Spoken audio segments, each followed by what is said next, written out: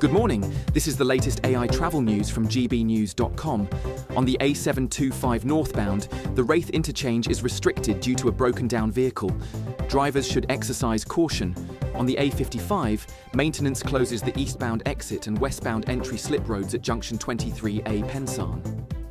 In Derbyshire, a collision on the A38 southbound has closed one lane. Expect recovery by 9:45 this morning. In Oxfordshire, on the M40 northbound, expect 50-minute delays. And on the trains, cross-country action may affect your journey, with London overground disruptions. For more travel news, go to gbnews.com. Crash Law 24 sponsors GB News Traffic and Travel Report. Martin Daubney, weekdays from 3 p.m. A lot of people have been imbibed with the notion you're born white, you're born male, you've won life's lottery, but that's not what people are telling you. Tell us, what began your journey on this fascinating path? I mean, I think rather like you, I've had a long interest in men and mental health. And I was talking to companies about men's mental health, and at the end, there'd always be guys who come up to me and say, I can't say this out loud, but my career has taken a real hit because I'm a man. I don't know what to do with that. You know, things had to change. I'm not sexist, I'm not racist, but I'm really suffering. So I heard that so many times. I thought I need to investigate this, gauge how wide this is, and did some polling, spoke to a lot of people, and I was really staggered by what we got back. You know, for nearly half of all white guys to be walking around too scared to even give respectful feedback to a colleague, to not risk making a joke, to, you know, a third have said that their mental health has been affected because there's that terrible fear that doing or saying the wrong thing and you're out the door. Gets you cancelled. Yeah, and then, you know, particularly from young guys, you know, more than 1 in 3 young guys saying that they've directly lost out on career opportunities, promotions because they're white men. It was a scale I didn't expect, and you know, as I said, no one's saying this didn't have to change. You know, in my old BBC days, I've worked undercover to expose racism, but the DEI, the diversity programs that have been rolled out, aren't just nice HR policies. They're actually rooted in an early 70s radical Marxism that divides everyone into oppressed and oppressor. And if you're white and male, you're an oppressor. Doesn't matter if you're working class, doesn't matter what your mental health's like. You're already seen as top of the pack. And as we know, it's a massive distortion of what it's like for most guys. GB News, the People's Channel.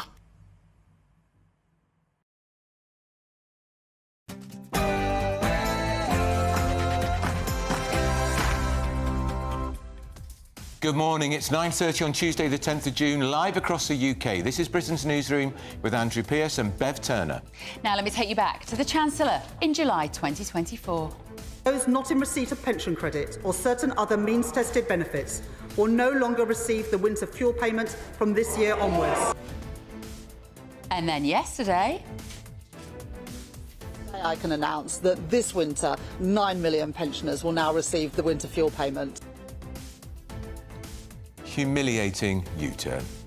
Joy for pensioners, 9 million of them will get their winter fuel cash back. The government is now under pressure to say sorry for scrapping it in the first place. But the Chancellor said there would be no uncosted increases in public spending. So where's it coming from? and a nuclear power surge, the Chancellor has pledged £14 billion for the Sizewell C plant in Suffolk in a push for clean energy, but it won't be built until at least 2033. Ta-ra, Greta. The activist Greta Thunberg, the virtue signaller, refused to watch the footage of the Hamas atrocities on October the 7th, which triggered that war in Hamas, as she was booted out of Israel after her failed PR mission on a British-registered boat. Goodbye. And Ballymena riots. Police are calling for calm in Northern Ireland after disorder and violence broke overnight after the alleged sexual assault of a girl. Reform's new chairman, Nigel Farage, will officially declare that the broadcaster David Ball will be stepping into Zia's shoes this morning after he walked out on Reform last week and then returned 2 days later. And unrest is continuing in America. Donald Trump has sent 2,000 more National Guards and 700 Marines to tackle protests against immigration raids as he hits out at California's Governor Gavin Newsom. A competent governor. Look at the job he's doing in California. He's destroying one of our great states. And if I didn't get involved, if we didn't bring the Guard in, and we would bring more in if we needed it. And some sad news. The day of the Jackal author Frederick Forsyth has died at the age of 86. And we need an honour system overhaul. London Mayor Sadiq Khan and Labour MP Emily Thornberry will be knighted today. That's Sadiq Khan. She'll get her damehood.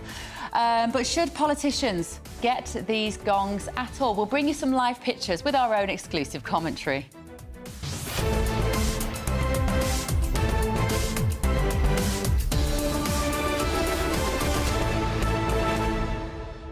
So for years, MPs no longer got an automatic knighthood after dint of long service. Yeah. And it was a deal carved up by David Cameron, the Labour leader, the Liberal Democrat leader when he was in coalition, Nick Clegg, and Ed Miliband, the lefty, that they would bring them back because it's a bauble you can give to a naughty, disruptive MP. So they just get them because they've been there 15 years, 20... So all sorts of MPs have got knights. You think, why did he get it? Why did she get it? Buggins' turn. That's it. And that's not what the honour system should be about, in my view. You say bauble, I say bribe, maybe. Who knows what people are asked to do? And of course, if you're knighted, your wife becomes lady, so it's Lady Khan. If you become a dame, the bloke doesn't get anything. Oh, good point. Yeah. It's old-fashioned. There's a lot of it which is a bit outdated, isn't it? gbnews.com/yoursay. Get in touch this morning. It's going to be a busy old show. Aaron Armstrong, though, is here with your news.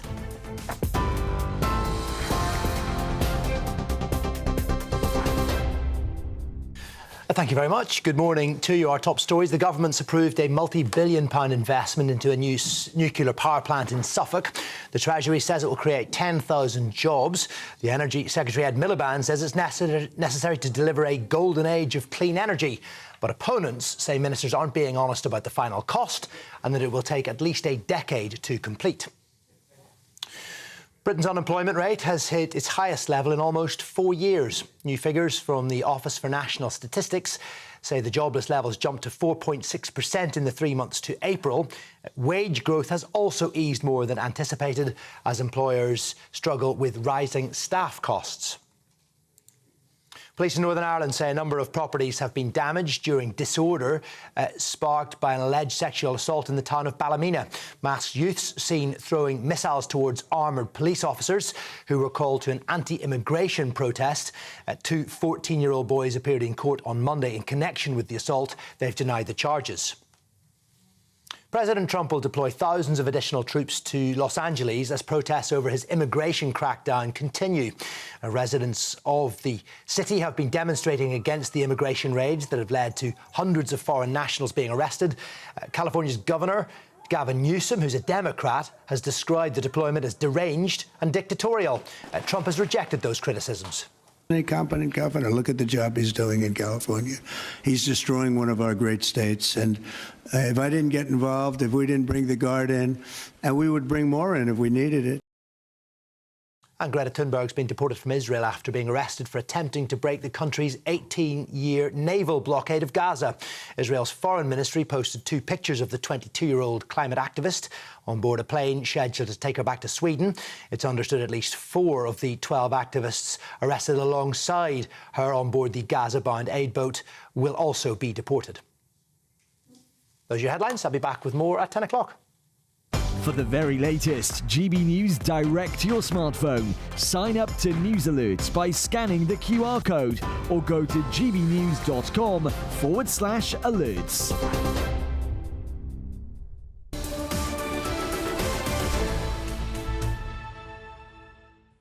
Very good morning. Thank you for joining us on Britain's Newsroom with Andrew and Bev. We have got a very busy show ahead of us. Remember, Reform Party will be introducing to you their new chairman at 11 o'clock this morning.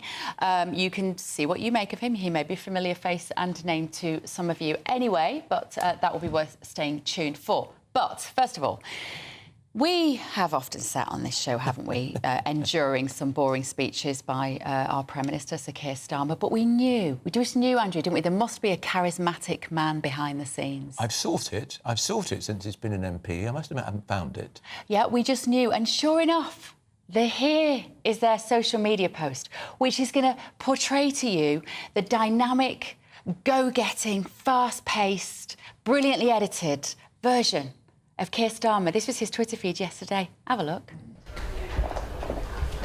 So this is him walking through a room Beverly's been through to because she's a social climber. This is Chequers, the official country residence of British Prime Ministers since 1921. Here he is at the long table where they have state dinners. And that's it. And that's it.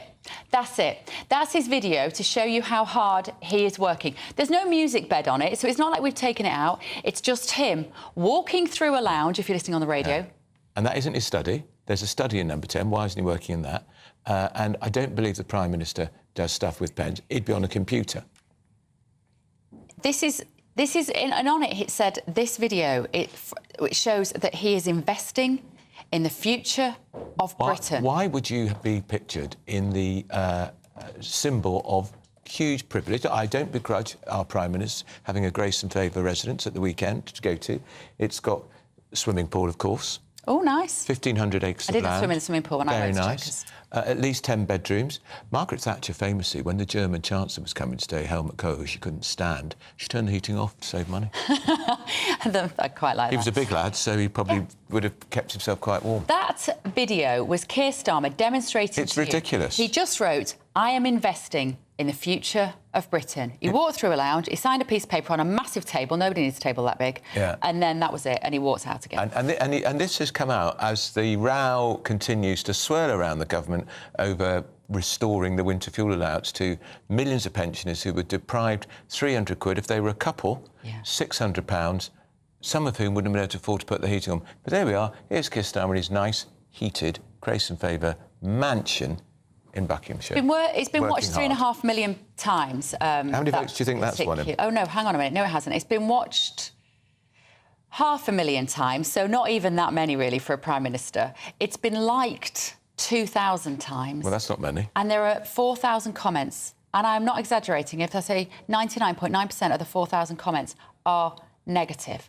Everyone hates you, says Queen Bee. You're destroying this country at a rapid rate. Your actions are beyond treacherous and anti-British, says Emma Rock. Melinda says, could you be more up yourself?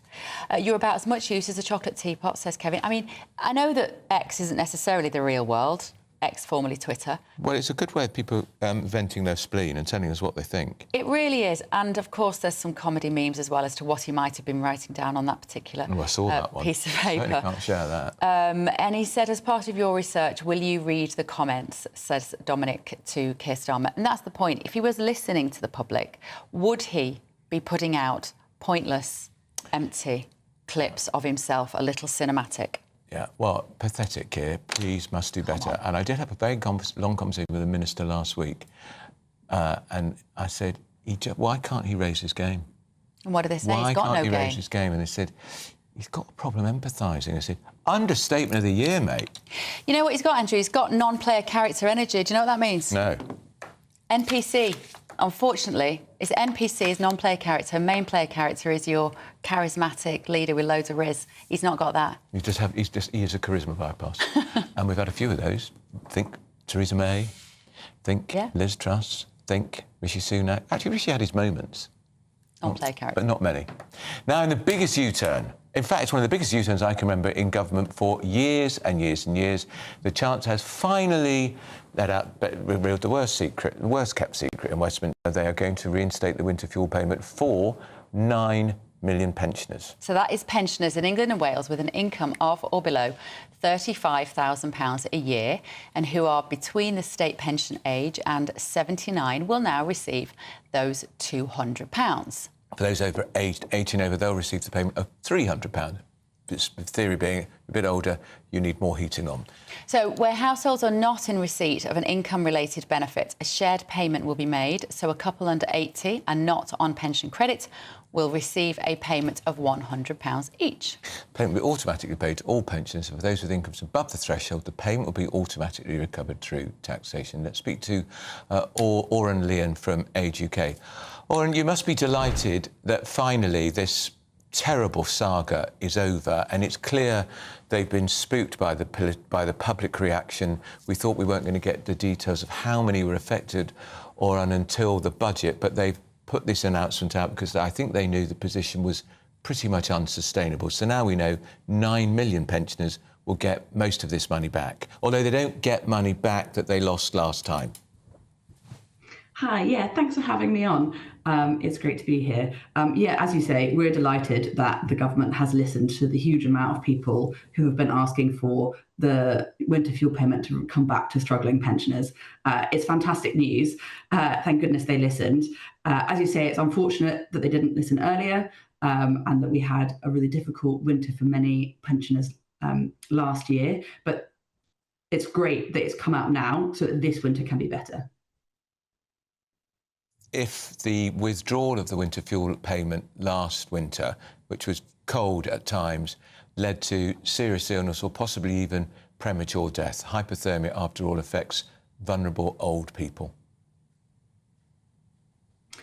Yes, cold houses are very dangerous for older people or those with disabilities because being cold can slow your heart rate and your blood pressure. It can be really difficult. And we know that 1 in 4 pensioners said last year that their house was colder than they wanted it to be most or all of the time, which is a huge amount of people who were really uncomfortable in their homes.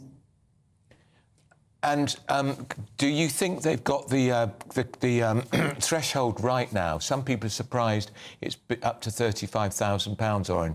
Would that be where you would have put the threshold? Would you have perhaps even put it lower and perhaps increased it for some of the poorer pensioners? So our measure was always, will the 2.5 million pensioners that are in poverty or just above the poverty line who weren't receiving the winter fuel payment would get it? And those who we felt had a disability and might therefore have a slightly high income but very high energy bills. You know, obviously those disabled older people who have to have heating on a particular temperature to stay well or use electrical medical gear have very high bills. So we wanted to make sure those people were also wrapped into this. So we believe most of those people have been captured into this, so we're feeling quite pleased. Did you think that the pensioners that you speak to, Oren, are ready to forgive Labour now for this policy U-turn?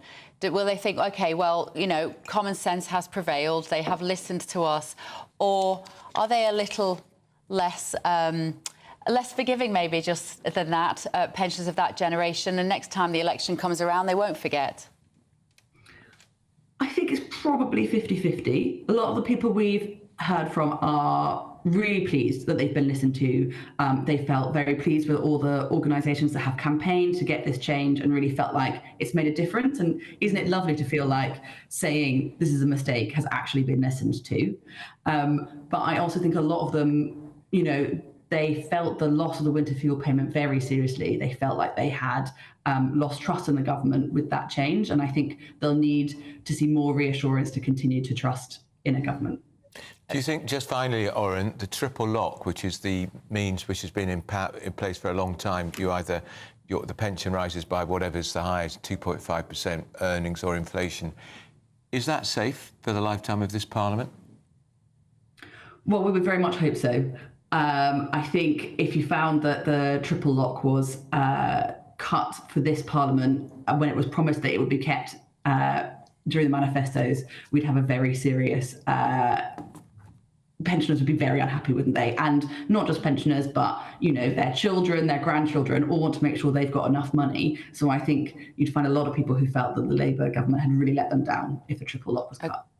OK, super. Thank you. Oren Leon there from Age UK, an organisation, a charity that does superb and important work. A lot of people responding to that Keir Starmer video. I'm sure. St June says Starmer is so bland, he's no emotion whatsoever. He still acts like a lawyer and does not act or think like an MP. He sells his country down the river. Britain seems to come last with him. Worst Prime Minister ever. I've always said lawyer, not a leader. John says, how many excess deaths this winter and how many are going to be next winter when they lose their PIP as well, the Personal Independence Plan. Keir Starmer class... Oh, no, I can't read that one out. Nearly correct, Bev. Starmer has got non-player character traits, but he's definitely the evil villain NPC main player character. I like that. Now, Good point. Still to come, Reform UK leader Nigel Farage will take centre stage a little later, and we'll be there live for that to announce the replacement to Zia Youssef as party chairman. Up next, we're going to bring you up to date on the violence that's broken out in Ballymena in Northern Ireland. We're going to have our reporter there on the ground. First of all, though, let's catch up with the winter sun.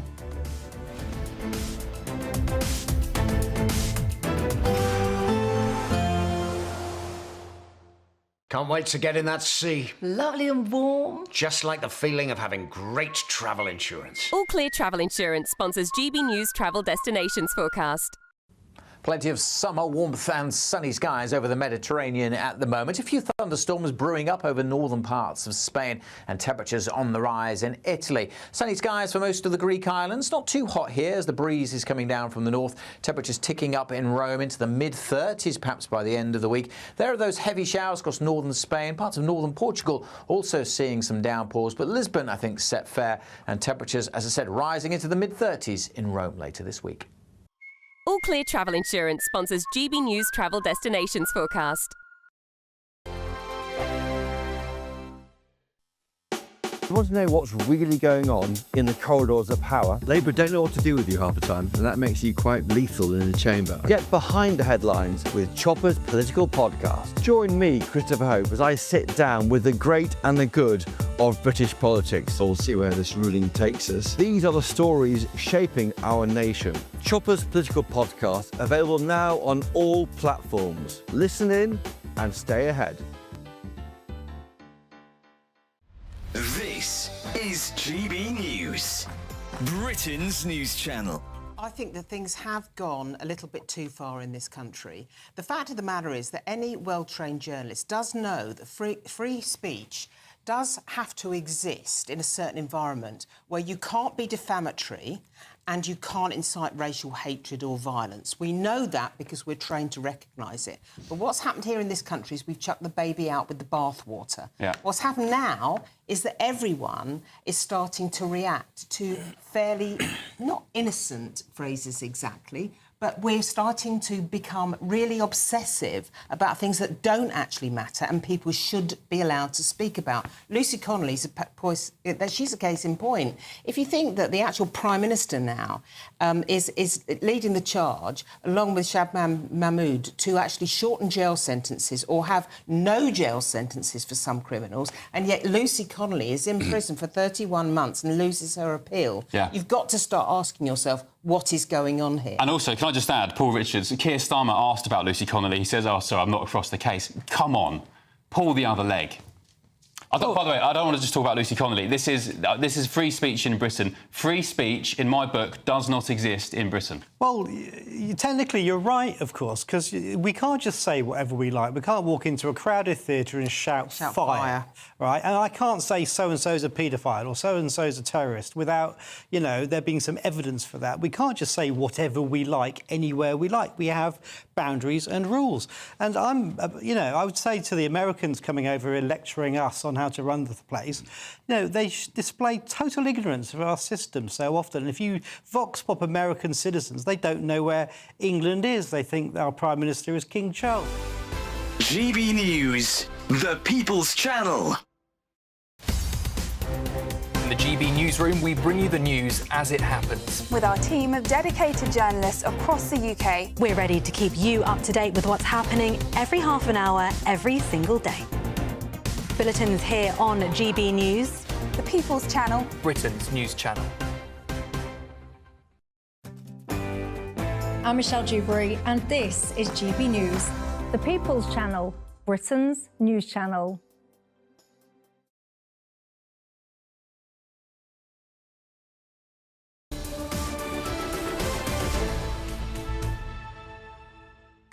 9:51. Welcome back to the mischief that is Britain's newsroom on GB News. Now, police have called for calm in Ballymena, Northern Ireland, after disorder and violence broke out overnight. So this unrest is believed to be related to two 14-year-old boys appearing in court where they denied the alleged sexual abuse of a teenage girl. Now, the teenagers spoke through a Romanian interpreter and they can't be identified because they are 14. So hundreds of people took to the streets, several properties were damaged and at least 2 houses reportedly set alight. Let's talk to our reporter, Doogie Beattie, who is in Stormont for us. Doogie, always distressing when you get disturbances like that on the streets of Northern Ireland. For some of the older people, it's a flashback to the terrible troubles which ended with the Northern Ireland Agreement. What can you tell us about why this kicked off? Well, it's strange you mentioned the troubles of Northern Ireland because, of course, the troubles may have ended, but lots of those paramilitary organisations still exist. And in working class areas, especially those with social housing and social needs, nothing happens without their say-so. So I'm not saying they were involved in it, but they were definitely would have been aware of what happened, because a peaceful protest was called by the father of the girl that had been sexually assaulted. And shortly after that, a short way away from that protest, a group broke off down into a street where a lot of migrants are placed. And, well, you could see what happened next. They started attacking houses, burning them. And the real worry is here that social justice may start to come to the fore. And I don't want to be seen to be inciting anything, but I have reported on this in Northern Ireland in working class loyalist areas for the last year. And what has happened in these areas is during, most of these houses were housing executive houses, they were bought over and then companies came in and basically offered the landlords lots more money to house immigrants. And they have been causing friction in and around these areas, and the people there became so frustrated with what has gone on. The slightest thing sets the touch paper, and what you seen last night means it goes off. And within the next few weeks, I would have no doubt that we will see this in Rathcoole, we will see it in North Belfast, because those areas have got the breaking point with the amount of immigrants that is coming in there. So it's going to have to be sorted out, and people behind here are going to have to take serious decisions as to where they put these migrants. Fascinating. Thank you, Doogie. And of course, there were serious disturbances in Dublin last year because of the sheer number of migrants. And remember, some of the migrants in Northern Ireland were slipping across the border into Dublin because they feared they might go to Rwanda, because it was a deterrent. Still which the to government come, got rid of. Sadiq Khan and Labour MP Emily Thornberry getting their honours today. And don't forget, in about an hour's time, look, there she is, there's Emily Thornberry. She's going to be Dame Emily. She will be a dame. Her husband's a sir already. And the Reform, live announcement of their chair. Here's the weather. Expect a warm front, moving from the kitchen right through to the rest of the house. Boxed Boilers, sponsors of weather on GB News. Morning. Thanks for being there for this latest weather update from the Met Office here on GB News. Bit of a role reversal today after a dull, dismal day across much of the north yesterday. Today's dry and bright with some sunshine. Further south, a fairly grey start. There's some rain and drizzle over the Midlands, parts of South Wales and southern England. That should tend to fizzle out through the morning, and skies will generally get a little brighter. Not completely dry across the north. A few showers over the Northern Isles, some coming into Aberdeenshire at times, but much of Scotland, Northern Ireland, Northern England, much brighter than yesterday, with some good spells of sunshine. Temperatures getting up into the high teens. Might squeak into the low 20s across East Anglia in the southeast if we do get a bit of afternoon sunshine coming through here. Much of South Wales, southern England, though, will stay fairly cloudy through the day. That cloud breaking up a little bit more as we head into this evening time. But I'm hopeful the Midlands will cheer up through the afternoon. Certainly North Wales looking a lot brighter, and compared to yesterday, Northern England and Northern Ireland a lot cheerier, with temperatures, as I say, getting up into the high teens and staying that way into the evening rush hour. The odd shower getting into the far northeast at times, but I think they'll be few and far between by the time we get to this evening. At the same time, though, the cloud will be thickening across the Western Isles. Could see a little bit of drizzly rain getting in here through the night, but otherwise it's a largely dry night. Could start to turn a little misty in places, particularly around the south coast and even inland. Some patches of mist and fog are possible. Temperatures holding up here in double figures, still dipping down to single figures over southern Scotland and northern England, where we have some clear skies. Now, for many, Wednesday's a warmer day, a fine day to come tomorrow for a good chunk of the country. Some mist and low cloud around the east coast, that could linger all day. Thicker cloud at times in western Scotland. The odd little bit of light rain is possible, but most places dry, and certainly a good chunk of England, Wales, southern Scotland, seeing plenty of sunshine tomorrow. And look at the numbers, temperatures creeping up. More heat and humidity building through the rest of the week as well. A positive outlook through the night will power through to a bright day ahead. Boxed Home Battery Storage, sponsors of weather on GB News.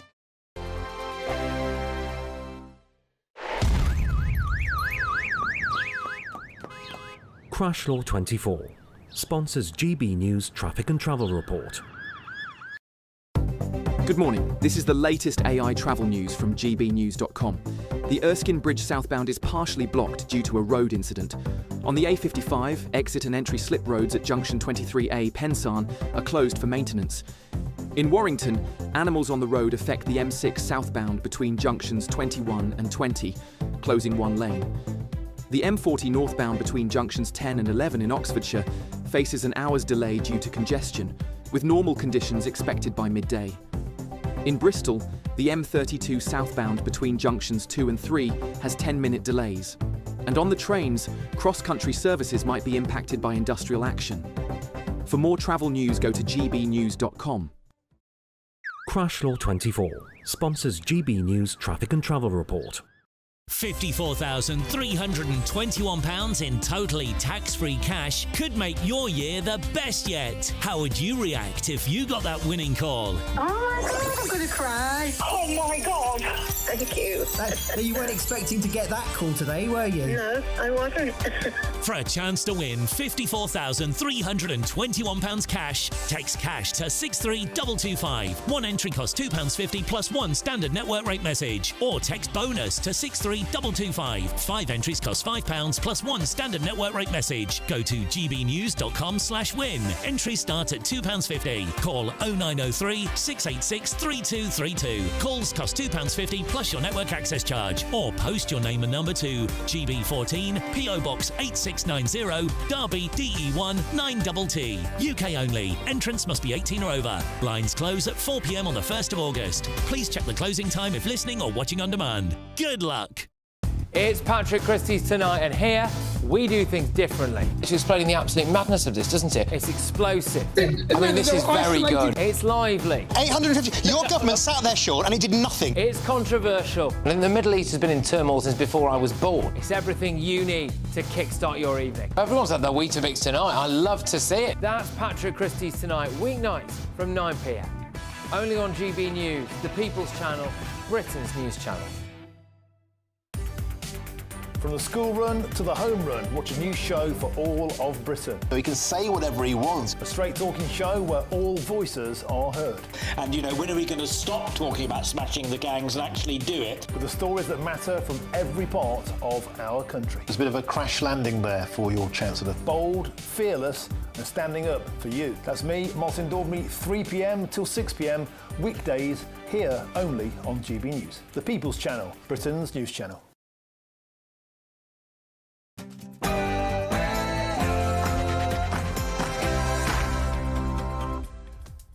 Good morning, it's 10 o'clock on Tuesday, the 10th of June, live across the United Kingdom. This is Britain's Newsroom with Bev Turner and Andrew Pearce. Let me take you back to the Chancellor, Rachel Reeves, in July last year.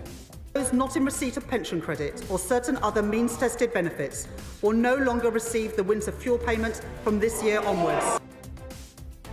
And then yesterday. Today I can announce that this winter 9 million pensioners will now receive the winter fuel payment. That is joy for pensioners. 9 million of you will now get winter fuel cash as the government is under pressure to say sorry for scrapping the payment last year. But they won't, of course. And nuclear power surge, the Chancellor pledges £14 billion to build the Sizewell C plant in Suffolk in a push for clean energy.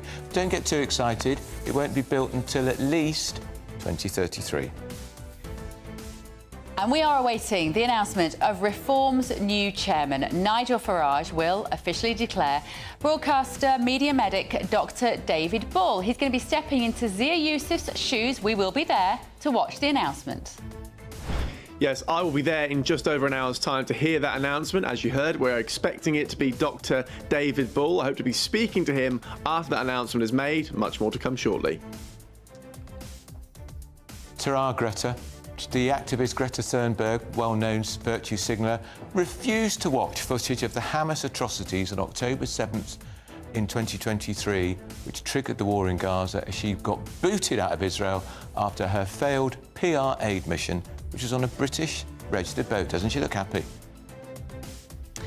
And there is fertiliser outrage. Farmers storm Stormont as Sinn Féin and DUP unite in a fury over a phosphate ban.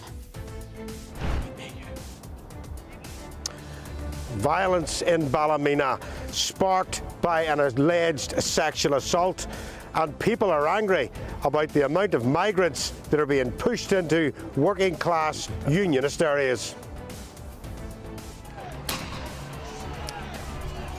LA unrest. Donald Trump sends 2,000 more National Guards and 700 Marines to tackle protests against immigration raids as he hits out at California's governor, a Democrat called Gavin Newsom. A competent governor. Look at the job he's doing in California. He's destroying one of our great states. And if I didn't get involved, if we didn't bring the Guard in, and we would bring more in if we needed it. And does the honours system need an overhaul? London Mayor Sadiq Khan will become a Sir this morning, and Labour MP Emily Thornberry a Dame. They're going to get their honours this morning, but should any politicians get these gongs?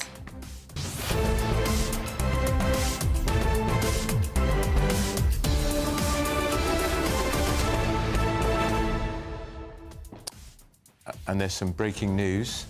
That's right, this morning, 5 people have been killed at a school shooting in Austria. Special forces are hunting for the gunman. We just need to clarify, when we talked about the protests in Northern Ireland about phosphates by the DUP and Sinn Féin, those protests were happening. Doogie Beattie was talking about the disturbances last night over the 2 boys who had to have a Romanian translator who've been accused of abusing a teenage girl. Something they've denied in court. Right, busy morning on Britain's Newsroom. Don't go anywhere. Here's Aaron Armstrong with the very latest headlines.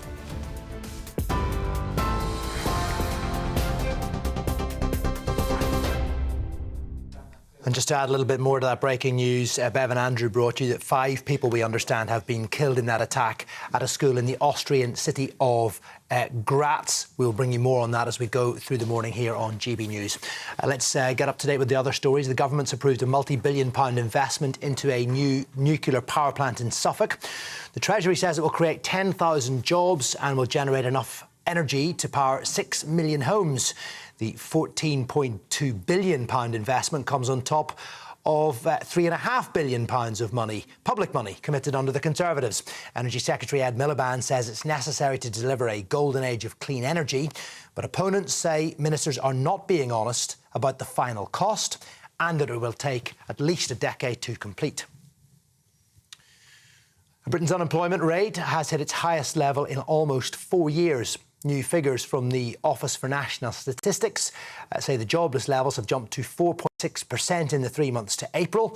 That's up from 4.5% in the previous quarter. It's the highest level since July 2021.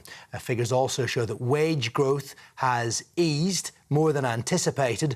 Average regular earnings, excluding bonuses, fell to 5.2% in the 3 months to April. Police in Northern Ireland say a number of properties have been damaged during disorder sparked by an alleged sexual assault in the town of Ballymena. Masked youths were seen throwing missiles towards armed police who were called to an anti-immigration protest in the Clonavon Terrace area. That's the site of the alleged sexual assault on a girl that took place over the weekend. 2 14-year-old boys have appeared in court in connection with the assault. They've denied the charges. President Trump is to deploy thousands of additional troops to Los Angeles as protests over his immigration crackdown continued for a fourth day. Residents of LA have been demonstrating against immigration raids that have led to hundreds of foreign nationals being rounded up and arrested. The US president says he will send up to 700 Marines and a further 2,000 National Guards after yesterday's clashes. Now, California's Governor Gavin Newsom, who's a Democrat, has described Trump's deployment as deranged and dictatorial. And the US president has rejected those criticisms. He's an incompetent governor. Look at the job he's doing in California. He's destroying one of our great states. And if I didn't get involved, if we didn't bring the Guard in, and we would bring more in if we needed it, because we have to make sure there's going to be law and order. You had a disaster happening. And they now admit it was a disaster. I watched the chief yesterday, who's a good man, by the way, and he said, "Wow, we're lucky we did this because they were overwhelmed." You saw. Marks & Spencer said it has reopened its website 6 weeks after being forced to halt internet orders following a cyber attack. The retailer says standard orders are now possible, but other services like click and collect and next day delivery remain suspended. Online orders were halted over Easter weekend and some stores were left with empty shelves. Customers' personal data was also taken by the hackers. It is estimated the retailers lost around £25 million a week. However, shares rose by more than 3% in early trading this morning. A group of investors say they're prepared to fund a £17 billion rescue package for Thames Water. Under the proposals, customers' bills would not increase by more than levels that have already been agreed, but the offer is dependent on the regulator Ofwat agreeing to loosen performance targets. Britain's biggest water supplier has 16 million customers, but is struggling with £19 billion worth of debt. Ofwat is assessing the deal to ascertain if it's realistic. Thames Water faces temporary nationalisation by the government if a deal is not agreed. And Greta Thunberg has been deported from Israel after she was arrested for attempting to break the country's 18-year naval blockade of Gaza.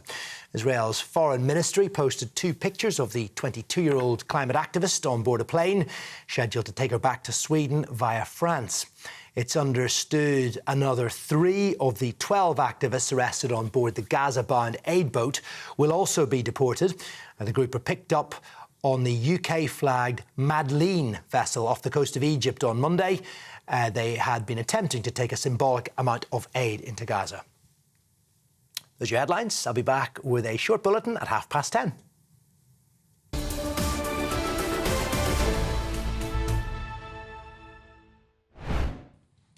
So breaking news just in the last few moments, at least 5 people, some of them potentially students in a school, have been killed in the Austrian city of Graz.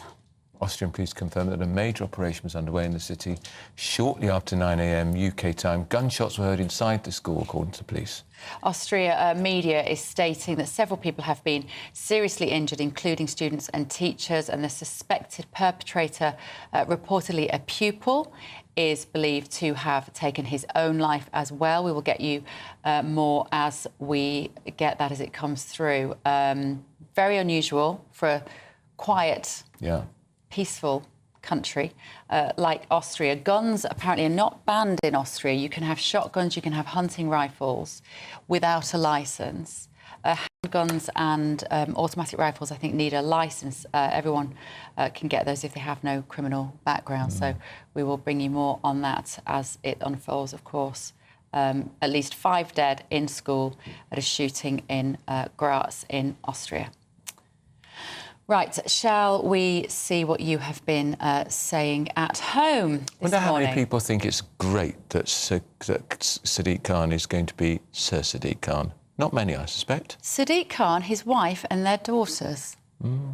That's all I can think. Would think it was great. I have no idea who voted for him. I couldn't believe he got in for another term as London Mayor, but he did. He'll be at Windsor Castle today because the investitures are at Windsor Castle today because Buckingham Palace is a building site, and it'll be either the King, Prince Charles, Prince William, or Princess Anne. Princess Anne will be doing the investiture.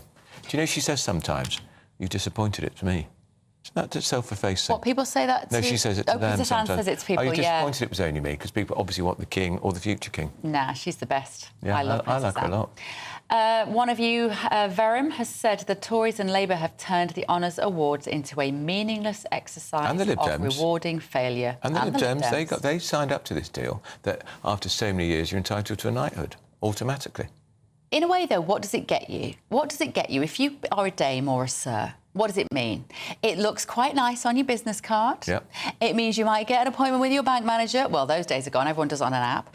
What does it actually do for you now in future? It's not like a seat in the House of Lords where you get to wield a bit of influence and make some decisions. Maybe if it's Sir So-and-so's PA rings up, you get pushed to the front of the restaurant queue. It's so British, isn't it? Like the class system, doff your cap, tug your forelocks. There's a mate of mine who was in the last Tory cabinet, and he's a knight rather than in the House of Lords. He says, "Oh, I much prefer the knighthood." He said, "My wife's lady, I'm sir. I get the privileges. We tend to get pushed to the front of every queue, and I don't have to go to the House of Lords and sit through tedious debates and vote." Isn't that everything, though, that's wrong with this country? It's not everything's wrong with this country. That's not true. That's a massive exaggeration. You've just sprung that on me. I need to think that through. But I don't like it. I don't like that sort of superficial... Well, you might get offered in 10 years' time, 15 years' time, a damehood or an OBE or a CP for services to the media. I might feel differently about it on that day. Isn't that the problem? Isn't that the problem? People's heads are turned. No, mine wouldn't be. I don't want an honour. Human nature is such that if somebody dangles that in front of you, how many of us would actually turn around and say, I don't want to be part of your club? Sakia, if you're listening, don't put me on the honours list. Come on, AP. No, take not interested. I wouldn't. Blooming would. But I think it's great. You wouldn't take it from this lot. I think if it's great if people get it for charity. I think that's terrific. Yeah. You do unstinting charity. I think 100%. That's fantastic. That's what it is, I think. That's my problem with it. You've not done enough for charity. No. Or the good of humankind, no. Some might say. You're definitely in Reform's bad books this morning. And we're going to... And as if by magic, Reform UK leader Nigel Farage is set to take centre stage at 11 o'clock this morning, 45 minutes to announce who will replace Zia Yousaf as party chairman. Former TV doctor David Ball will take on the job.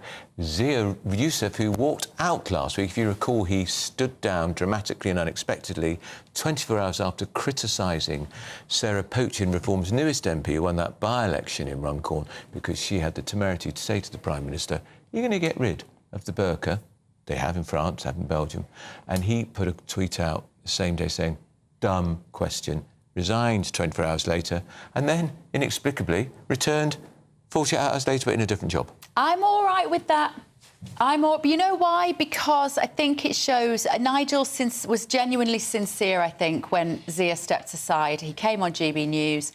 And I think Zia coming back in now, he's going to be heading up basically the UK's equivalent of DOGE for all the local councils. That's the Department of Government Efficiency, like in America. Let's go to Adam Cherry. He is there this morning, I believe, at what will be the announcement. Adam, good morning. Good morning. Yeah, I'll be heading over there. It's a very short walk. It's a very short commute, 5 minutes over the road. Nigel Farage announcing the new chairman in about 40 minutes' time. Andrew, as you've been reporting, I think we're expecting this to be Dr. David Bull. He's a familiar character in Reform circles. He used to be the co-deputy leader alongside Ben Habib under Richard Tice's tenure before Nigel Farage returned. And previously, before that, he was a Brexit Party MEP in 2019. So, and even more recently, he's a bit of a front man for their events and their conferences, rallies. So Reform members will recognise him, which is, I think, why they will appoint him. Of course, we'll find out officially in about 40 minutes, but it's looking that way. Bit of a showman, a character, known on TV screens and so on. So he is more of an ambassador. The chairman role is not the same as it was under Zia Yousaf, just 48, or a little bit longer than that, just before the weekend. All those responsibilities, particularly those administrative responsibilities, are being divvied up some of those will be retained by Zia Youssef, like the Doge unit and policy making, but then also travelling to the constituencies, the county councils, the local branches. That, we understand, will be the new chairman's responsibility, and then there'll be a deputy chairman, and we also don't know yet, but that person will be responsible for more administrative matters. So trying to address the concerns that Zia Youssef said he had with being burnt out and doing too much. Now all of that is being shared amongst the leadership team, and I'll of course ask, don't want to give the game away, but I'll ask the new chairman how that's all going to work. Can it work? How will they be different from the previous chairman? Because the previous chairman is still going to be there, albeit in a different role. So much to find out. I am going to chat to the new chairman, who, as we say, is expected to be David Bull in just over an hour's time. All right, Adam, that's Adam Cherry, who'll bring that live when, as the Prime Minister, Freudian slip, the Reform leader... Well, if you've got anything to do about it, it won't be. No, I'm a big fan, Nigel, as you know. Now, I don't think the feeling's entirely mutual right now. You, in politics, up, down... Well... They always come back for more. Now then, Rachel Reeves has gone nuclear. She's signing off a £14.2 billion investment on Miliband's Sizewell C project as part of her upcoming spending review.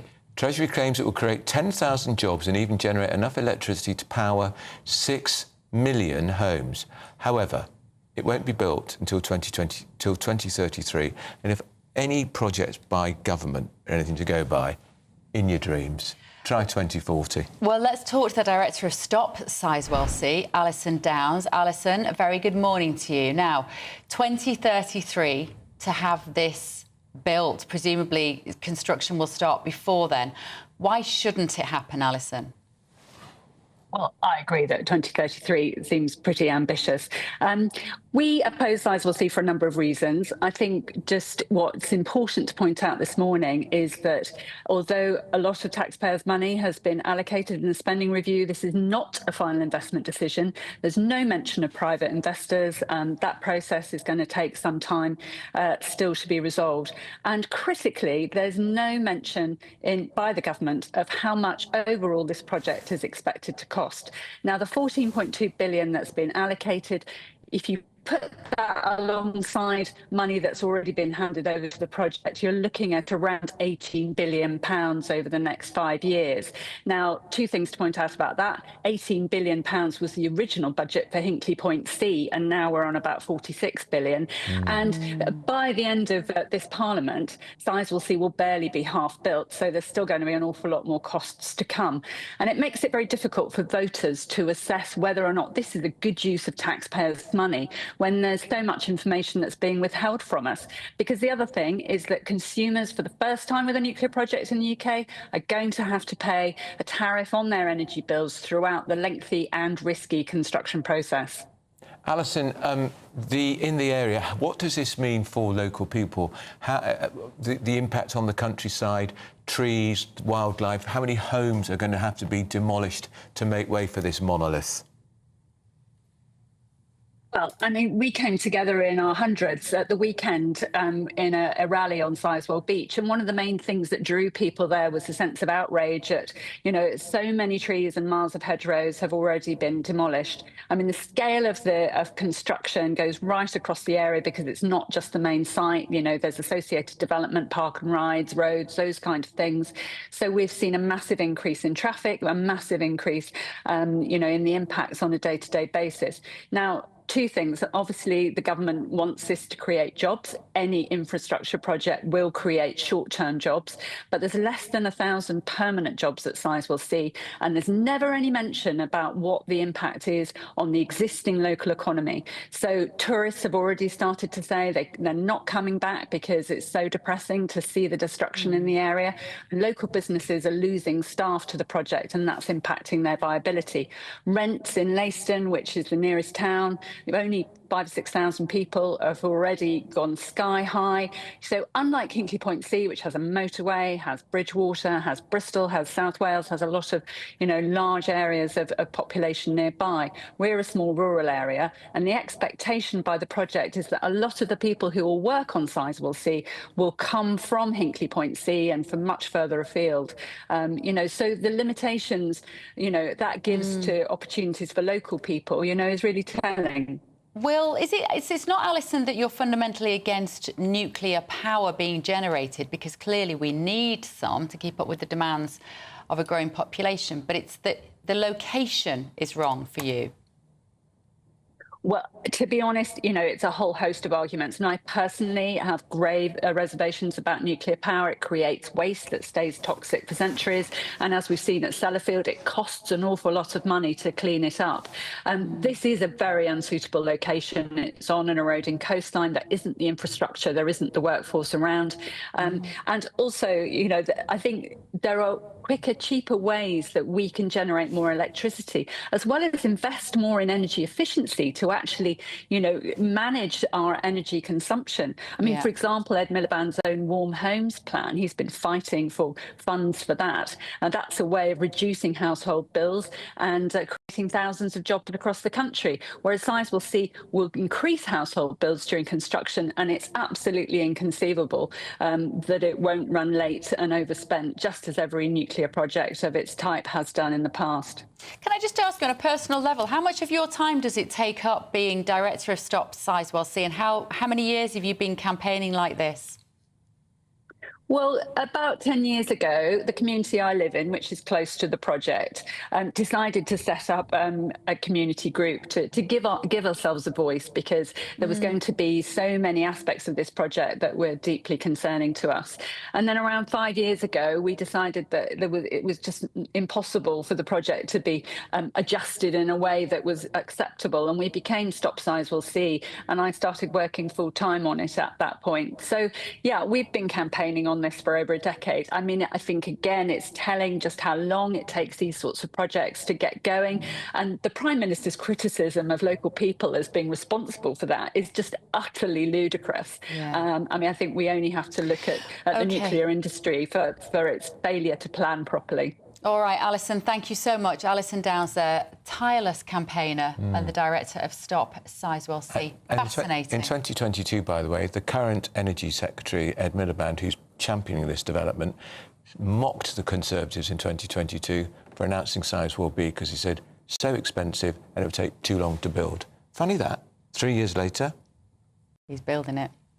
Now, a reminder of the breaking news. Local Austrian media have reported that at least 8 people have been killed in a school shooting in the Austrian city of Graz. Police confirmed that a major operation was underway in the city shortly after 9 a.m. UK time. Gunshots were heard inside the school, according to the police. Yeah, Austrian media is saying at the moment several people have been seriously injured, including students and teachers, and that the suspected perpetrator, at this stage we believe to be a pupil, is believed to have taken his own life, and we'll bring you more as we get it. It's always more shocking when it's a school.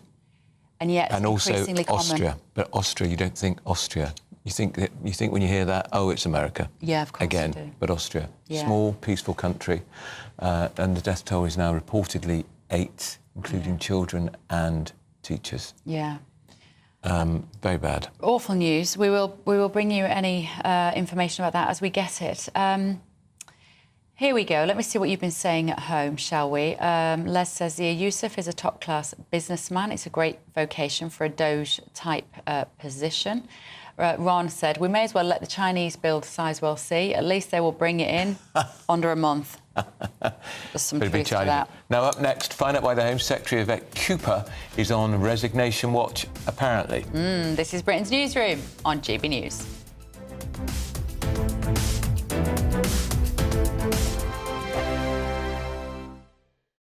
Westminster's full of talk, but out here, it's the real world. Am I allowed to talk now? No, that's it. This is where it matters, real people and real lives. That's what politics is all about. The fact has Trump made a good start? No. Straight answers, no spin, and just a couple of pints. How many fingers have I got up? About 10. So join me for Lee Anderson's Real World every Friday at 7 p.m, only on GB News. The People's Channel, Britain's news channel.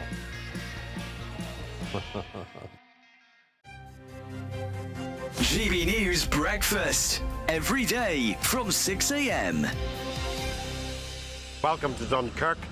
Yes, this was our was described as our darkest hour. And of course, it was British expeditionary forces that had to get lifted off the beaches. And the real problem was that the big naval ships couldn't get in close enough. So these little small boats that you see, 933 of them, were called up, and they managed to evacuate most of the troops out of there over that week period. And unfortunately, out of those 933 small boats, unfortunately, only 697 of them returned. The majority of those that were wrecked at that stage were under enemy fire.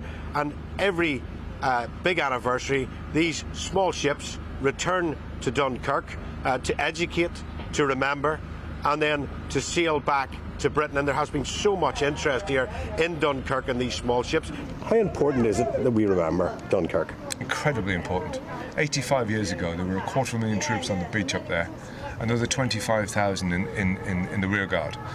None of them knowing whether they were going to live or die, or whether they were going to be rescued, or even if they could be rescued. And based upon what's happening today, we need to remember what happened then, and commemorate that and celebrate the fact that we still are aware of it, and these boats exist as well. So it's just so important to us. Lots of these little boats back in the day were only brand new, Yes. and the Admiralty just took them away and used them. Yeah. And the men that were on them didn't necessarily own them, and there was quite a few of them destroyed. There were 240 of them destroyed over that whole period. GB News, the People's Channel. It's Patrick Christie's Tonight, and here we do things differently. It's explaining the absolute madness of this, doesn't it? It's explosive. I mean, this is very good. It's lively. 850. Your government sat there, Sean, and it did nothing. It's controversial. And the Middle East has been in turmoil since before I was born. It's everything you need to kickstart your evening. Everyone's had their Weetabix tonight. I love to see it. That's Patrick Christie's Tonight, weeknights from 9 p.m. Only on GB News, the People's Channel, Britain's news channel.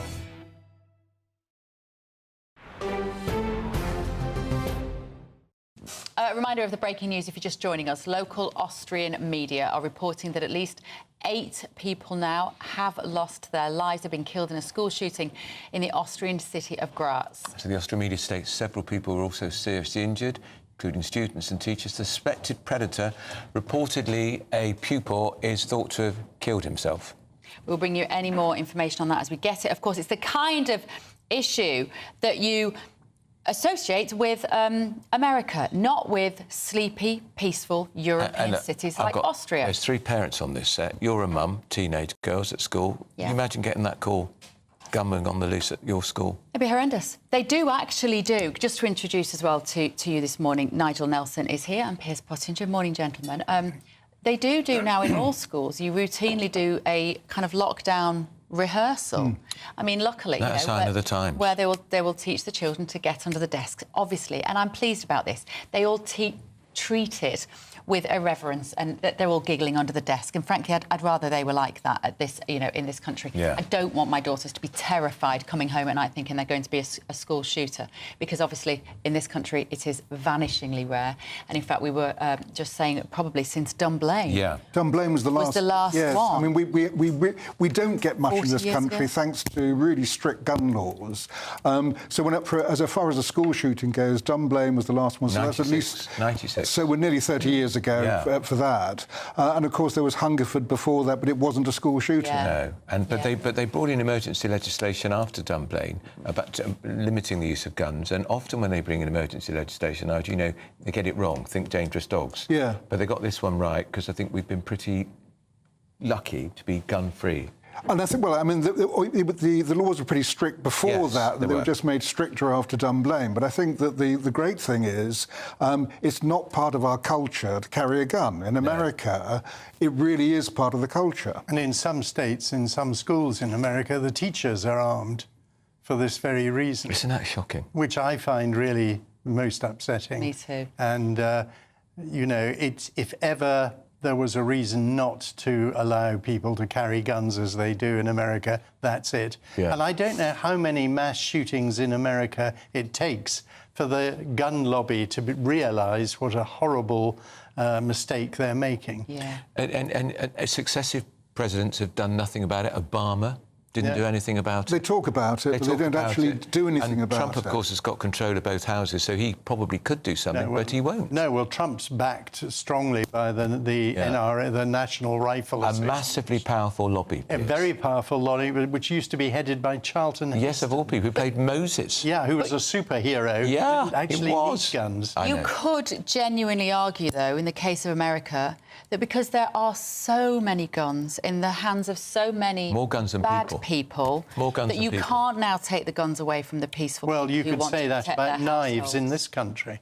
I mean, there's so many knives on the streets, and we've got to try and stop those. I mean, we don't have guns, we have knives, and they are just as dangerous as has been proven. I think it's an American tradition, I mean, apart from the fact it's in the Constitution, the right to bear arms, but the important thing there, especially as you go into the Midwest and then to the West, it is something that's traditional. I mean, if you go to sort of cowboy country in a place like Arizona, New Mexico, you'll walk into a coffee shop and find everyone out drinking coffee is armed. Yeah. And in Texas, I mean, I remember going to the oil men's club where the oil executives would come in and they would leave their guns at reception. It's so funny, isn't it? Because we presume that we are most similar culturally to America in so many ways than any other country around the world. But the gun issue is where we are so different. Yes, there is a complete division between... Yeah, we don't have armed police. We don't even have armed police. Thank God for that. But they do in Europe. They do. And again, there are more guns in Europe than there are in Britain, strangely enough. Yeah.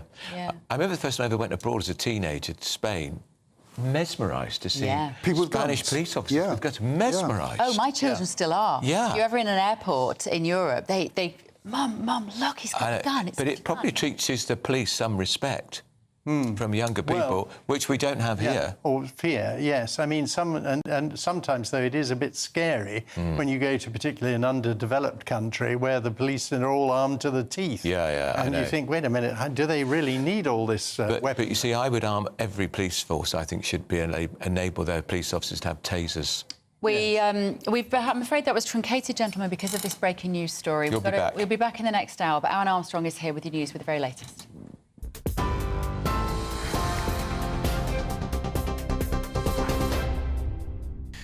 Thank you very much. Good morning to you. As you've just been hearing, the breaking news, at least 5 people have been killed in an attack in a school in the Austrian city of Graz, although local reports suggest that it may be as high as 8 at the moment. Local media reporting that a secondary school is being evacuated.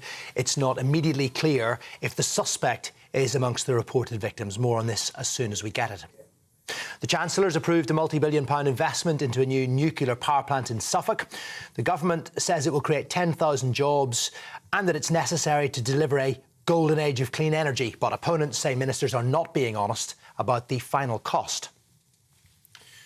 President Trump will deploy thousands of additional troops to LA as protests over his immigration crackdown continued. The governor of California, that's the Democratic politician Gavin Newsom, has described it as deranged. Trump, though, has rejected those criticisms. A competent governor. Look at the job he's doing in California. He's destroying one of our great states. And if I didn't get involved, if we didn't bring the Guard in, and we would bring more in if we needed it. And Greta Thunberg's been deported from Israel after being arrested attempting to break the country's naval blockade. Israel's foreign ministry posted 2 pictures of the 22-year-old climate activist on board a plane scheduled to take her back to Sweden. It's understood at least 3 of the 12 activists arrested in total on board the Gaza-bound aid boat will also be deported. There's your headlines. A full bulletin coming up at 11 o'clock.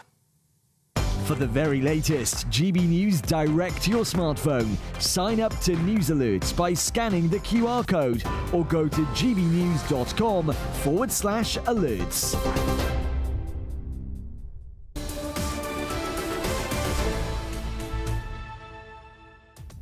And the Chancellor, Rachel Reeves, fresh from her humiliating U-turn yesterday on the winter fuel allowance, is speaking to the GMB Trade Union Congress. She's pledging her commitment to nuclear power, because, of course, there will be a lot of jobs.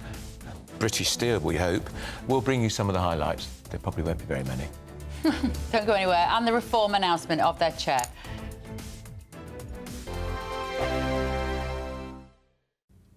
Morning. Thanks for being there for this latest weather update from the Met Office here on GB News. Bit of a role reversal today after a dull, dismal day across much of the north yesterday. Today's dry and bright with some sunshine. Further south, a fairly grey start. There's some rain and drizzle over the Midlands, parts of South Wales and southern England. That should tend to fizzle out through the morning and skies will generally get a little brighter.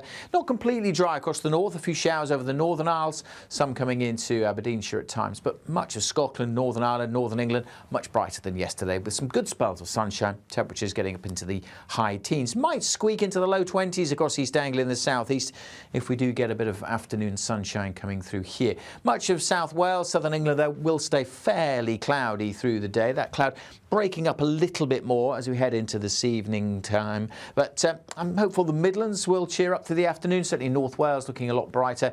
And compared to yesterday, Northern England and Northern Ireland a lot cheerier with temperatures, as I say, getting up into the high teens and staying that way into the evening rush hour. The odd shower getting into the far northeast at times, but I think they'll be few and far between by the time we get to this evening. At the same time, though, the cloud will be thickening across the Western Isles. Could see a little bit of drizzly rain getting in here through the night, but otherwise it's a largely dry night. Could start to turn a little misty in places, particularly around the south coast and even inland. Some patches of mist and fog are possible. Temperatures holding up here in double figures, still dipping down to single figures over southern Scotland and northern England where we have some clear skies. Now, for many, Wednesday's a warmer day, a fine day to come tomorrow for a good chunk of the country. Some mist and low cloud around the east coast, that could linger all day. Thicker cloud at times in western Scotland. The odd little bit of light rain is possible, but most places dry, and certainly a good chunk of England, Wales, southern Scotland, seeing plenty of sunshine tomorrow. And look at the numbers, temperatures creeping up, more heat and humidity building through the rest of the week as well.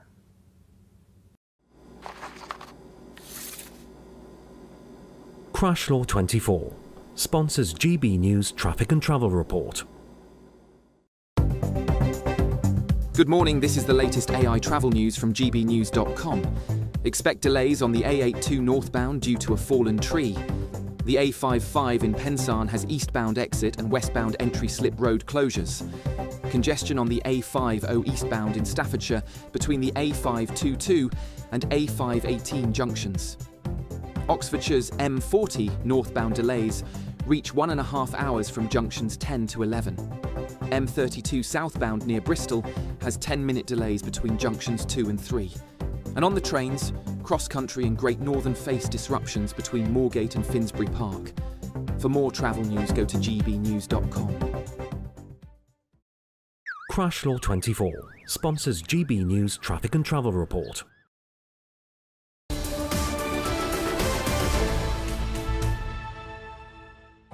It is 10:38. This is Britain's Newsroom. A reminder of the breaking news this morning. Local Austrian media are reporting that at least 8 people have been killed in a school shooting in the city of Graz. So local media say several people have also been seriously injured, including students and teachers. The suspected perpetrator, reportedly a pupil, is thought to have killed himself. We will bring you the latest as that comes out. It looks like Graz is near the south edge of Austria, the southern part of Austria, on the way to Slovenia. Very rare, of course, for Europe to see school shootings in this way. We were recalling, weren't we, that actually the most famous one is Anders Breivik, who was the neo-Nazi who killed 77 people in Norway in 2011. Yeah. And he killed 8 people with a car bomb in Oslo, and then he shot dead 69 people at a summer youth camp. And it was, for me, that particular story sticks in the brain because it was that juxtaposition of that very peaceful landscape and such a beautiful natural scene and a very, very small country, and with the absolute violence and barbarity. Well, it's like something out of a horror movie. Awful. Now, moving on, the Mayor of London, Sadiq Khan, will today be officially conferred. His knight would be conferred on him at, not as it says on the autocue, it will be at Windsor Castle. So other recipients today set to be honoured include Dame Jacqueline Wilson. She's the author. The author, fabulous, MP Emily Thornberry. She'll become a dame. So, should politicians be banned from receiving honours, or is it just a very nice way to recognise service to the country? We're joined by former Conservative MP Steve Baker. Morning, Steve. Very good morning. What's your... Steve Baker. Mr. Well, after all those years in FBI, nobody made well, Sir you know, Steve. all that service to the nation, you would have thought, wouldn't you? But unfortunately, I've got a habit of upsetting prime ministers, so there we go. Did you get any gong at all? Any award? I don't have any honour or award at all, no. I'm a Privy Councillor. Well, explain what that is. So the Privy Council is part of government. It's the mechanism by which collective agreement is reached in the Cabinet. And I'm a Privy Councillor because... I'm sorry, but I was a senior minister in two government departments. I did a lot of work with the classified information as a Northern Ireland Office Minister, and it's really reflective of that. And that means you can be called right on. Yeah, yes, I can. Yes, I can. But you are in favour, Steve, of MPs receiving honours. Why? I am, because it's a way of recognising service, and political service is very often exposed, and I mean, not looking for sympathy here, but it's exposed uniquely. It's very often thankless. It's very often very demanding. And I think that when people render a great service to the nation through a long period of service in Parliament, and particularly in high ministerial office, I think it's reasonable to make them knights. Well, let's bring in Graham Smith. He's the Chief Executive of Republic, which, as you would expect from the title, campaigns for the end of the monarchy. Graham, I don't suppose you're Graham Smith, MBE, OBE, CBE, or likely to be any time soon. What do you say to our former MP here? Should he have had a knighthood by now? Indeed, I'm not in receipt of any honours, and I wouldn't accept one if I was offered. And as you said, I don't think the offer is ever going to come. But I think that the whole system is pretty rotten for all sorts of reasons. But I think the political honours are particularly problematic because these are a form of patronage. A lot of MPs would like to receive damehoods and knighthoods and so on, and they are in the gift of the party leader. And so the party leader then has this leverage to when the whips come around saying, I want you to do this, I want you to do that, vote this way, don't rebel, they have leverage. And that isn't appropriate in a political system. MPs should have greater independence of thought and the ability to speak their mind and to disagree with their leadership without that sort of leverage being in the hands of their leaders. So, it is to put it bluntly, and I'm not suggesting that any particular person is being corrupt here, but it is a form of corruption within the political system when you provide so much patronage in the hands of the leadership of political parties. And in terms of recognising service, I mean, I can't remember what the salary is for a backbench MP, but I think it's over 80,000 now. And we pay them to be politicians. Over 90. Over 90. Right, over 90. We pay them well to be politicians. We choose whether we want them to be politicians, and we decide whether they've done a good job and reward them by re-electing them. The idea that they should be elevated to some higher status where they're given, we have to call them Sir and Dame, is a nonsense. Steve, and when people who actually put themselves do genuine service, like decades of charity work for no money at all. They're the ones that get the MBEs and the CBEs. And those people do get them as well, of course. They probably don't get the MBEs and CBEs. Yeah, they don't get as many knighthoods as I think they probably do deserve. But Steve, you're all corruptible. That's the problem. Well, human beings are. You have your heads turned by the seduction of a few letters after your name or before. Well, unfortunately, all human beings are corruptible, and it's a problem within official life as well. I'd refer anyone to a public choice primer from the IEA that's very good on it. I mean, that is in the nature of human beings. They're corruptible. But this is what we wrestle with in politics all of the time. But, I mean, I'm afraid I do object to the idea that politics isn't service. To be in politics is service, and it often is sacrifice. On the point of pay, well, of course MPs are paid, because the alternative to that is that you only have members of Parliament who either are independently wealthy or are I'm not suggesting they don't get paid. No, I know you're not. But I would just say to you, I've met two groups of people on the pay side. People who think that MPs are paid far, far too much and their pay should be slashed to median levels. And then people who actually employ expensive decision makers in corporates who think MPs aren't paid anything like enough. Yeah, the truth is... I'm not commenting on whether it's enough or not enough. I'm saying that we do pay you. You have a job to do. Yes, there is an element of service in it, but there is also a great deal of reward, and we shouldn't be elevating people to knighthoods and damehoods. I mean, I don't think we need to be be doing that kind of thing anyway. The honours system is a bit of a farce because way too much of it is handed out with the jobs. And yes, you're right, it is human nature that people are corruptible. That's why we should remove those mechanisms by which corruption can flourish in open, right in front of us. Why are certain MPs given knighthoods and other MPs not given? Well, let me just dive in and ask this question to Steve Baker. There's a book been written very recently called Ungovernable by the former Tory Chief Whip, Simon Hart, where he said he had a constant queue of MPs knocking on his door saying, any chance for knighthood?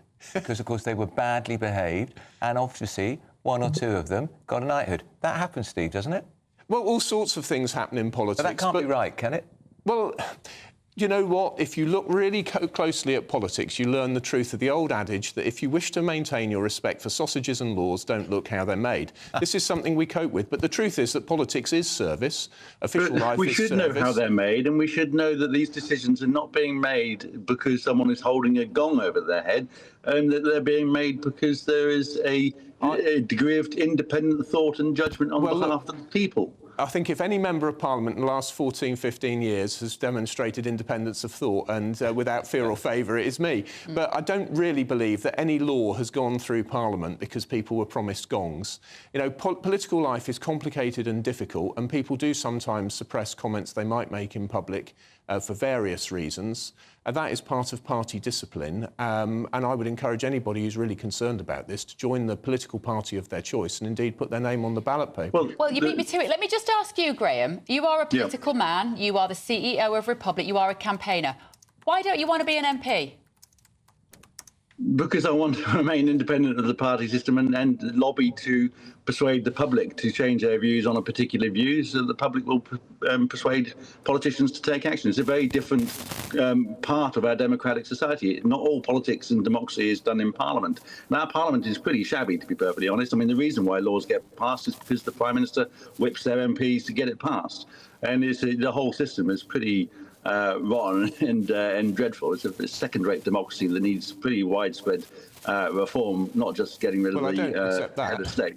I mean, well, it is a dreadful system. The Prime Minister, the Crown powers and the powers of the whips and the weakness of the upper house mean that when a Prime Minister wants something passed, it usually gets passed. There are some political considerations and there are some rebellions which get in their way, but on the whole, Parliament is in service to the government, the head of state is in service to the government, and the people get very little look in between elections. It is not a weakness of our system that if the public vote for a manifesto, then that is the government that they get, and that's why the Prime Minister gets his business, and that's why the whipping system works, because people. Well, we vote for a Parliament. It's supposed to be a parliamentary democracy. Last word. The point is that people vote for a manifesto, and then that's what they get, and that's why the whipping system works, because people stood for election on a platform. I'm afraid, however much independence you may like, even someone like me who's rebelled often has to accept that a degree of discipline is necessary in order to have a programme for government. We need to exercise. Some discipline here. We need to move on. That's Steve Baker. Right, former Conservative MP Steve Baker and CEO of Republic Graham Smith there. Still to come this morning, Nigel Farage will officially announce the replacement of Zia Youssef as the Reform UK's party chairman. You might have already heard who it is, but if you haven't, stay tuned. I think you'll be pleasantly surprised. First, though, let's have a look at the summer holiday sunshine in Europe.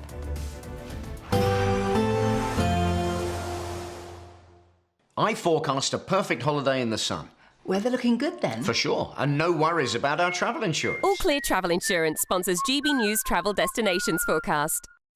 Plenty of summer warmth and sunny skies over the Mediterranean at the moment. A few thunderstorms brewing up over northern parts of Spain and temperatures on the rise in Italy. Sunny skies for most of the Greek islands. Not too hot here as the breeze is coming down from the north. Temperatures ticking up in Rome into the mid-30s perhaps by the end of the week. There are those heavy showers across northern Spain, parts of northern Portugal also seeing some downpours. But Lisbon, I think, set fair and temperatures, as I said, rising into the mid-30s in Rome later this week.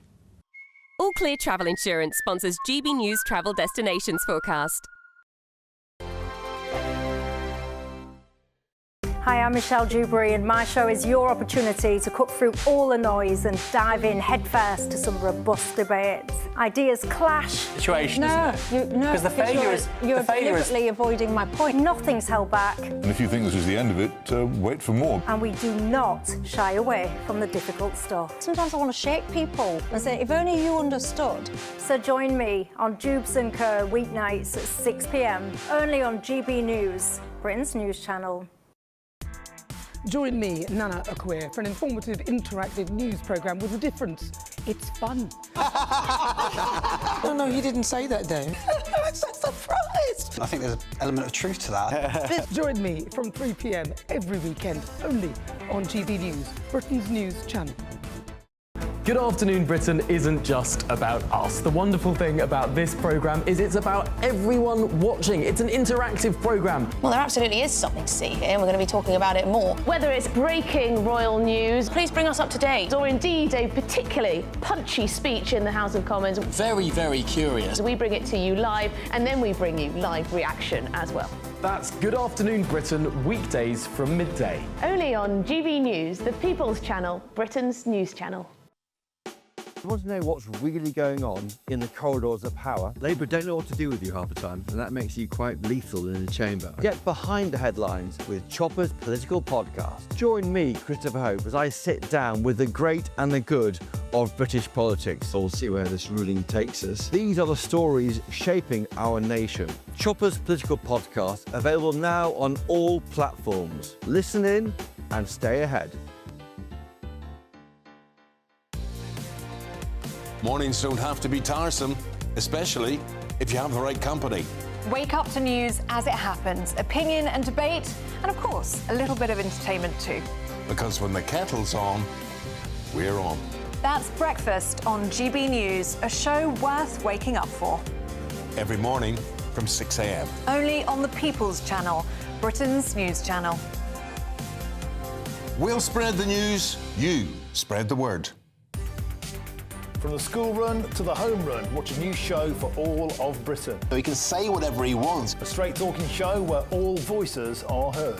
And, you know, when are we going to stop talking about smashing the gangs and actually do it? With the stories that matter from every part of our country. There's a bit of a crash landing there for your Chancellor. Bold, fearless and standing up for you. That's me, Martin Daubney, 3 p.m. till 6 p.m, weekdays, here only on GB News. The People's Channel, Britain's news channel. I'm Emily Carver. This is GB News, Britain's news channel.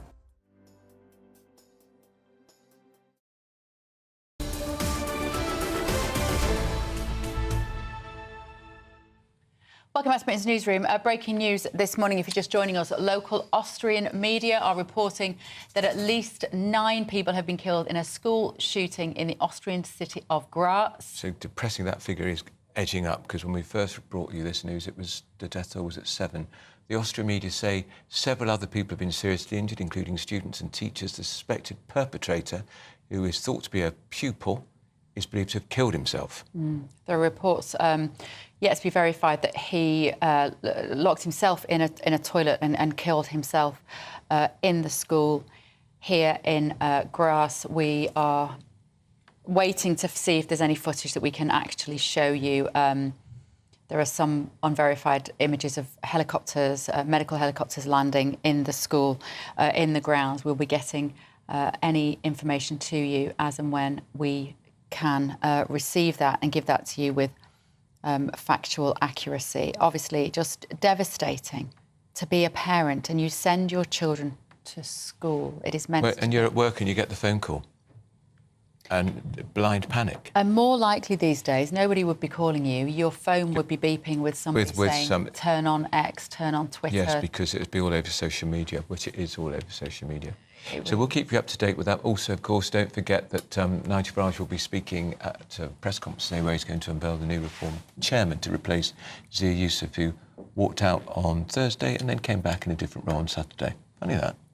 Now, farmers protesting outside Stormont today, where the Northern Ireland Parliament is based, to express their fury at new laws which limit the use of certain fertilisers. So this legislation was introduced to reduce toxic levels of algae in waterways across Northern Ireland, apparently, but it's been met with criticism from across the political divide. Let's talk to our reporter Doogie Beattie, who is in Stormont for us.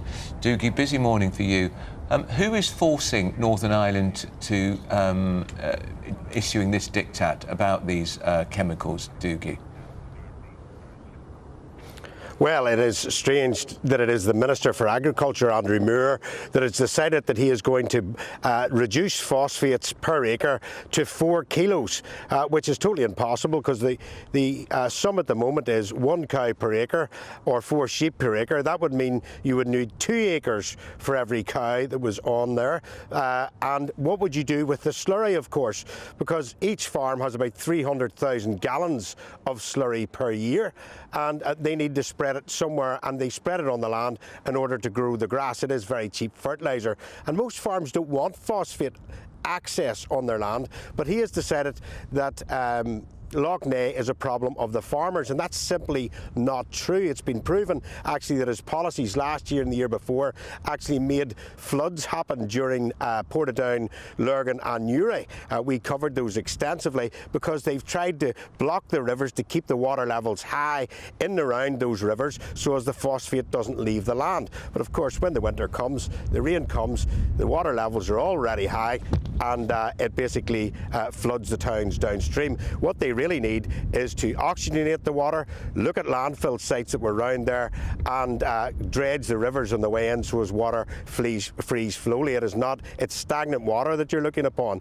But last week they had a public consultation, and farmers turned out in their thousands for it, and he tried to stop us getting into that public consultation. In fact, his media service aggressively tried to stop me and block my way getting into public consultation, and later on hopefully we can play those clips of what actually happened in that room and the real anger that was there that he didn't want the public to see. So this morning most of the representatives of farming have gone inside to the Long Gallery, where Sinn Féin will be backing a DUP motion to stop this, which is unusual in itself, and we are expecting quite a few tractors here in the next 5 to 10 minutes just to put it home to Andrew Moore that he is in charge of the biggest sector in Northern Ireland, the agri-food sector. And of course, if you have to buy twice the land, you will be buying a tax liability because you will be going into inheritance tax. The farmers are really up against it, and they are saying that this is European legislation in order to marry us with the South.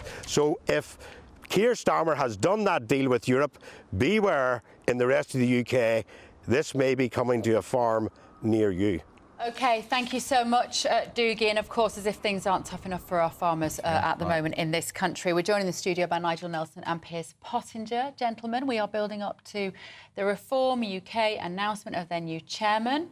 Piers, what do you make of events of the last, it's only about 5 days or so, isn't it? We have Sarah Poachin's question, Prime Minister's question, asking Keir Starmer, is he going to ban the burqa? Zia Youssef resigns in what appears to be a bit of a huff. 24 hours later comes back and says, sorry, I was emotional. I've had a lot on. 48 hours, he came back and said, I'm back on board. But not as chairman. We believe it is Dr David Bull, media medic, former Brexit MP, MEP. Good choice? Yes, I think David's a terrific guy. He's got great personality. He's a very good communicator. He does a great show on a rival channel. We have no rivals. They think we're rivals, but we're not. He's a good man, and I think he will be an effective asset to the party. He was deputy leader in the past, so he knows all about that. And an MEP. But I think the problem that all this shows that how thin Reform is at the top end. And Nigel Farage is unquestionably the #1 political communicator in the land. He's the best by a mile. And certainly his performance as leader has been dramatic, sensational, and the most significant in modern times, without any doubt. But look around him. He's got a handful of MPs, some of whom, well, one particularly, Rupert Lowe, who in my view should never have been an MP, but he has already caused him a lot of trouble. Why should Rupert never have been an MP? Because I don't believe he's got the suitable mentality to be an MP. He's very much an egoist. You used to advise him, didn't you? I did, yes. I know him. Was that when he was at Southampton Football Club? He was chairman of Southampton Football Club, and unfortunately, under his stewardship, it didn't do terribly well financially. And I don't think Rupert is a natural MP. But, you know, the problem is, where are the statesmen around reform? The only person of significance who isn't an MP is Anne Widdecombe. Yeah. And she's now, I don't know how old she is. 77. 78 this year. OK. But, I mean, he's got no representation in the Lords.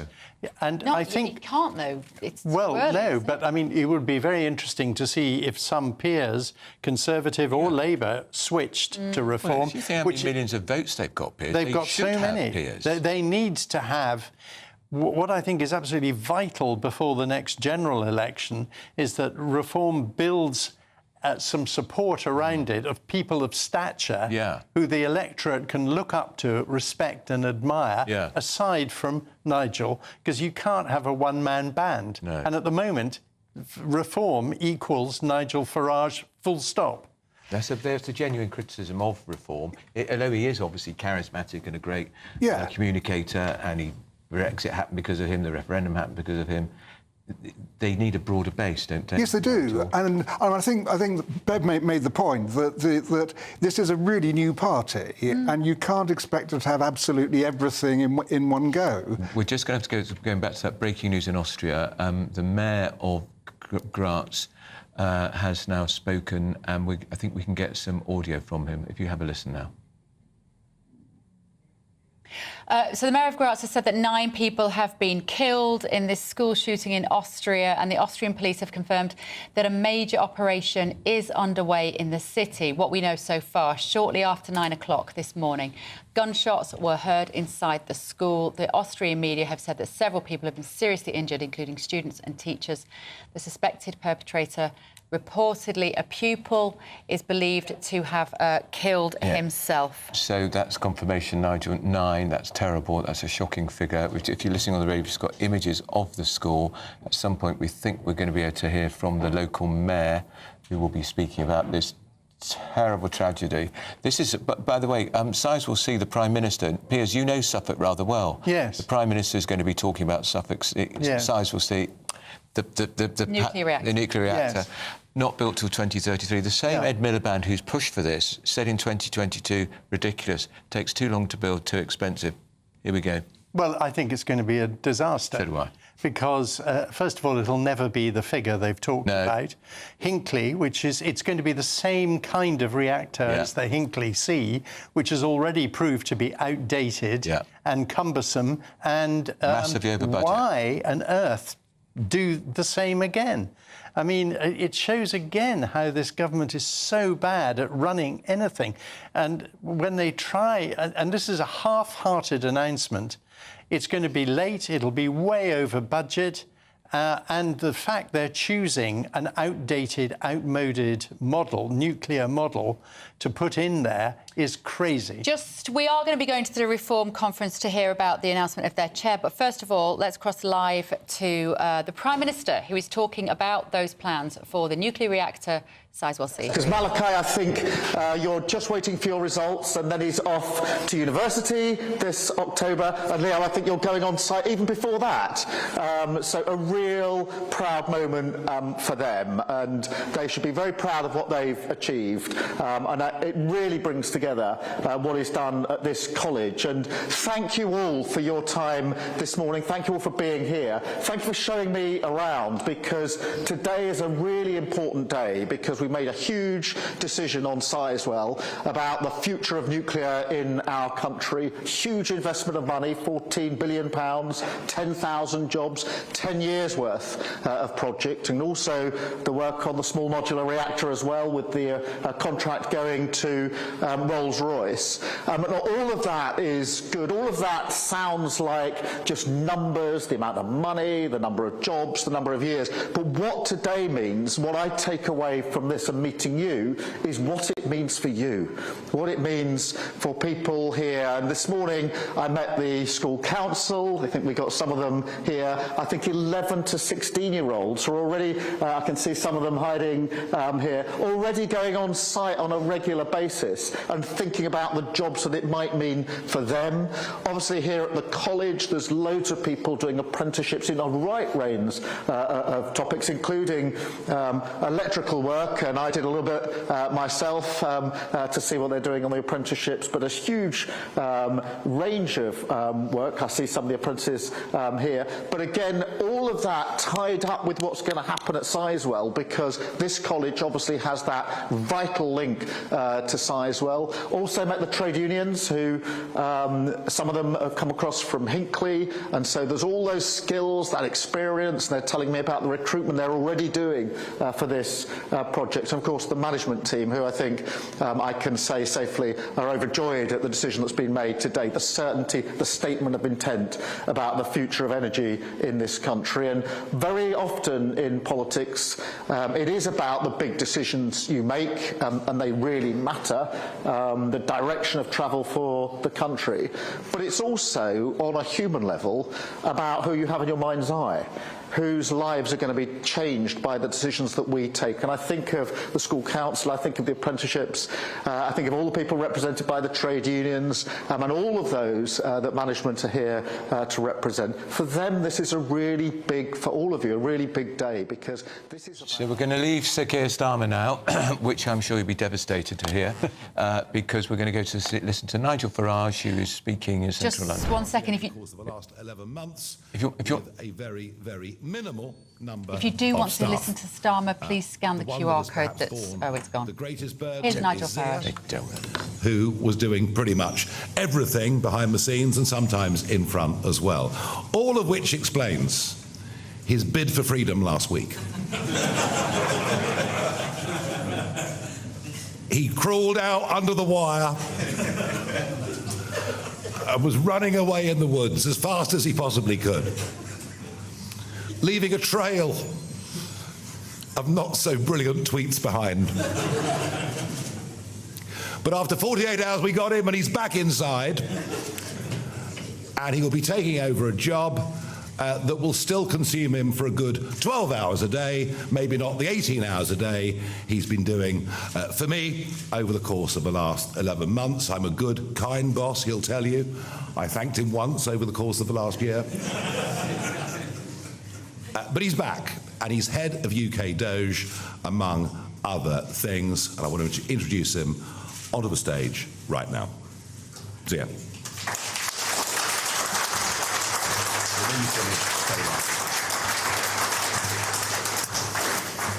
Good morning, everybody.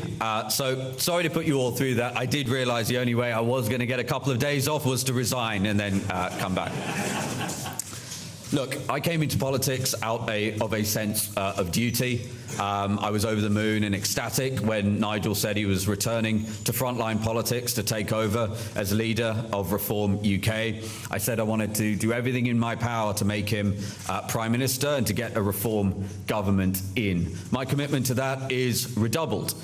One of the things that happened actually as after I'd sent those ill-advised tweets, which I regret, was I was inundated with many messages, heartfelt messages, from people, frankly, in my day-to-day job I just didn't hear from that often because my information diet was just far too focused. And what I realized was just how important the Reform movement was to people. It is not just a political party. The words like heartfelt, people, there was a gentleman who was in palliative care who said that this movement represented what he viewed as really the last chance for this great country to turn itself around. So I realized how critical Reform UK was to so many millions of people, how critical Nigel is, his leadership, our amazing MPs, our volunteers, everybody around the country who has contributed to this. I could not leave that behind. And sometimes in life, and I hope all of you you might agree with this, that sometimes when it takes having a little bit of distance from something to realise how important it is to you. I can't thank Nigel enough for having me back. I regret those tweets. I've just to perhaps jump ahead of some questions, just to be really clear, I was exhausted, 11 months, and we're really proud of what we've achieved. We've gone from 14% of support in the country to 30%. We've got 400 branches full of amazing volunteers across the country. The membership has quadrupled in size to 230,000, and we're very proud of what I think will be the most historically important set of local election results in this country's history. So I'm hugely fortunate, and I feel very blessed to be back amongst this amazing team. And look, I'm going to be serving, as Nigel said, to lead the Doge UK efforts. The national budget is £1.2 trillion a year. The amount of waste and in some cases corruption is off the charts, and a reckoning is coming. I want to give you an example. Let's take Kent County Council, where we visited. It feels like a lifetime ago now, but I think it was 2 weeks.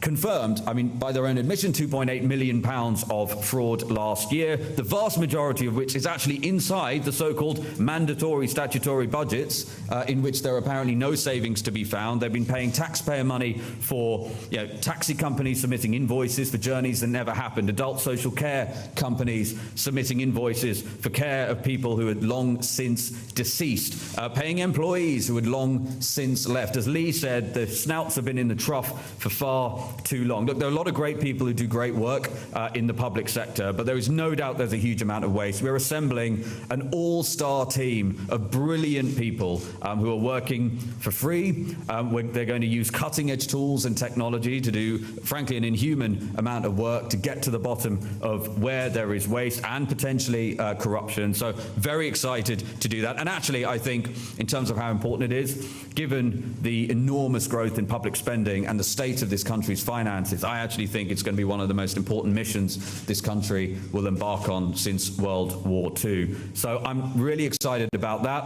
I'm even more excited that Dr. David Bull is going to be the new chairman of the party. Look, this party is no longer a startup. I think it's gone to scale-up phase, to use perhaps a tech analogy. And look, the reality is what we need now in a chairman is someone who is an incredible communicator, someone who's loved universally across the party, loved by the volunteers, someone who's going to, I think, do a better job than me at energising volunteers on the front line. He's going to have more time to do it. I think you probably agree he's a more affable and charming man than I am. So look, I am hugely excited that Dr. David Bull is going to be taking up the role of chairman. I wholeheartedly congratulate him, and I know he's going to do an incredible job for us. Thank you very much, everyone.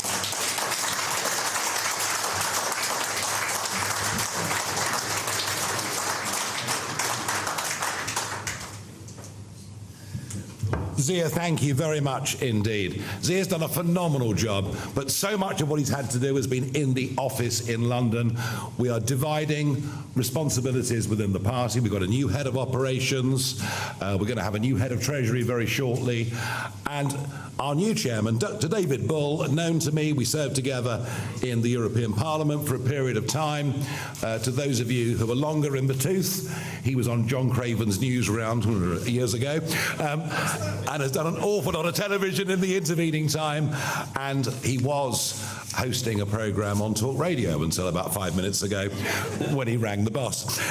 And David is a terrific communicator, and Zia was being very self-deprecatory there, but David's job is not to get involved with the admin, is not to get involved with the tech. It's to give leadership, and above all, to give leadership to that volunteer army out there of people, as Zia mentioned, of 450 branches. And they're going to be seeing an awful lot of Dr. David Bull over the course of the coming years, and he comes into this job with terrific verve, energy, enthusiasm, and it's going to be great fun. Dr. David Bull. We're going to photograph over here. Yes. Well done. If you do the handovers here, if you just pose with David for the handover, you don't need to do this one. Just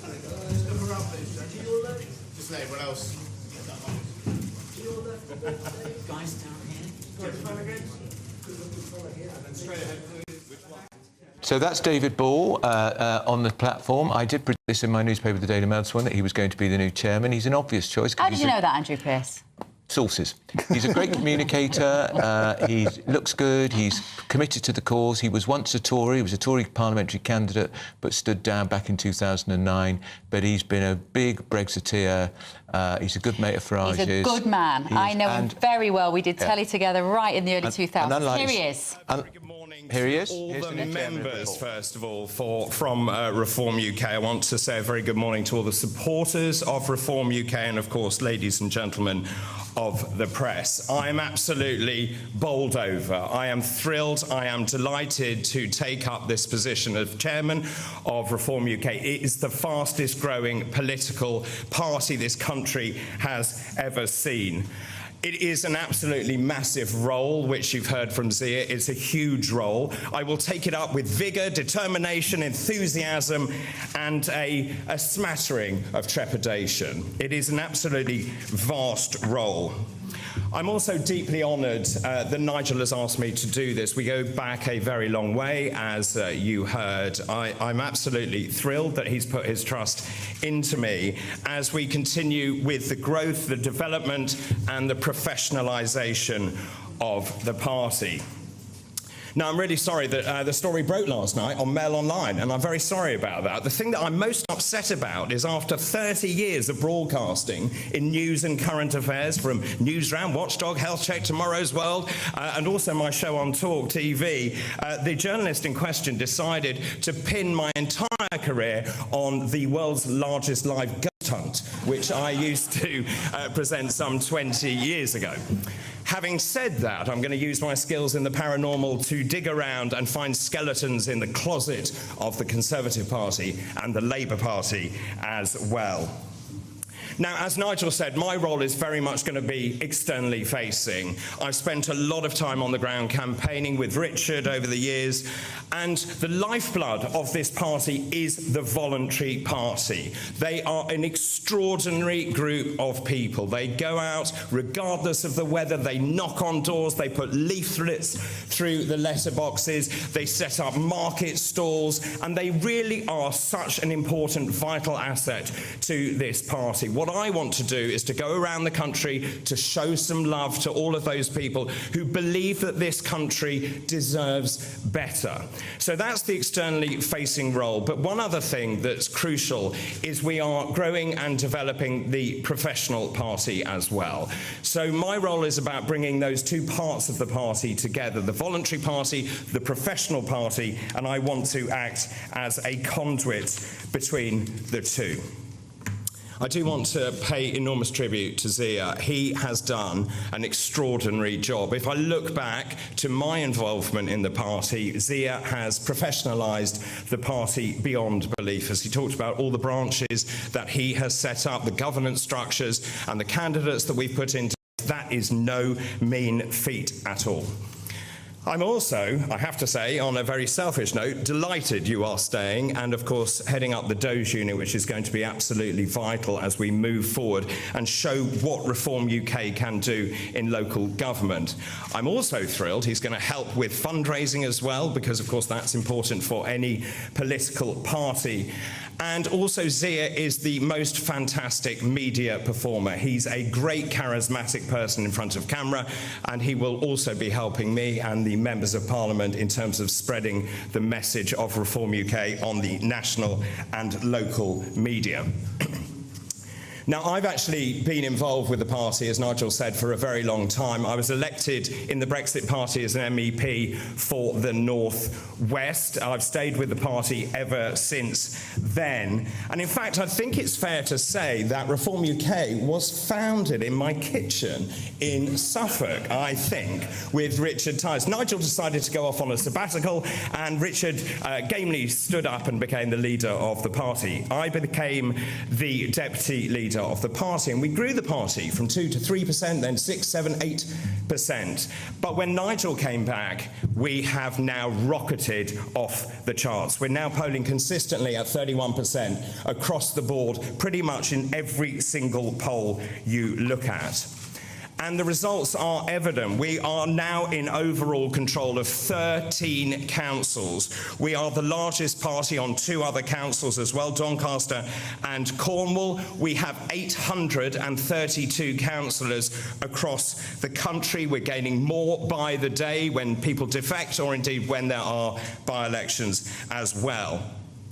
When you look at our membership, it has also rocketed to 233,000 members. That is just shy of 250,000 members in this country. And let me tell you, in the last quarter of last year, we gained 70,000 members alone. That is unprecedented in modern political history. What else have we achieved? Well, of course, 5 members of Parliament, of course. We have 2 mayors in Greater Lincolnshire with Dame Andrea Jenkins, and Hull and East Yorkshire with Luke Campbell, MBE. The key for me with this party is we have grown it from the ground up. This is a grassroots party. It is through the strength, determination, hard work of all those people around the country who've been out and about canvassing, delivering, leafleting and setting up those market stalls. So what happens from here? Well, as Nigel said, I've just told my boss at Talk TV that I shall be taking up this role. Good morning, Denny. So I shall be going around the country. I want to really be there to support all of our members, our volunteers, our elected officials, and of course, crucially, our candidates. Being a candidate is really difficult. And of course, you have to work very hard. You often get abuse hurled at you. And I want to be there because I've been there many times before to help and to support them. And given my background, I will also be helping the members of Parliament, Zia, Nigel, being a voice on national and local media as well. I see this as the ultimate push. We are going to fight and we are going to win the next general election. And we are going to put Nigel Farage into number 10, and we will become the governing party of the United Kingdom. Can we do it? Well, to quote Bob the Builder, yes we can. Thank you very much. That is the new chair of Reform UK, the new chairman. I don't mind chair. I don't mind the gender neutral in that case. I think a chair, he says what it does. Oh, we're going to listen to Nigel Farage now, who is, of course, the leader of Reform UK. Here he is.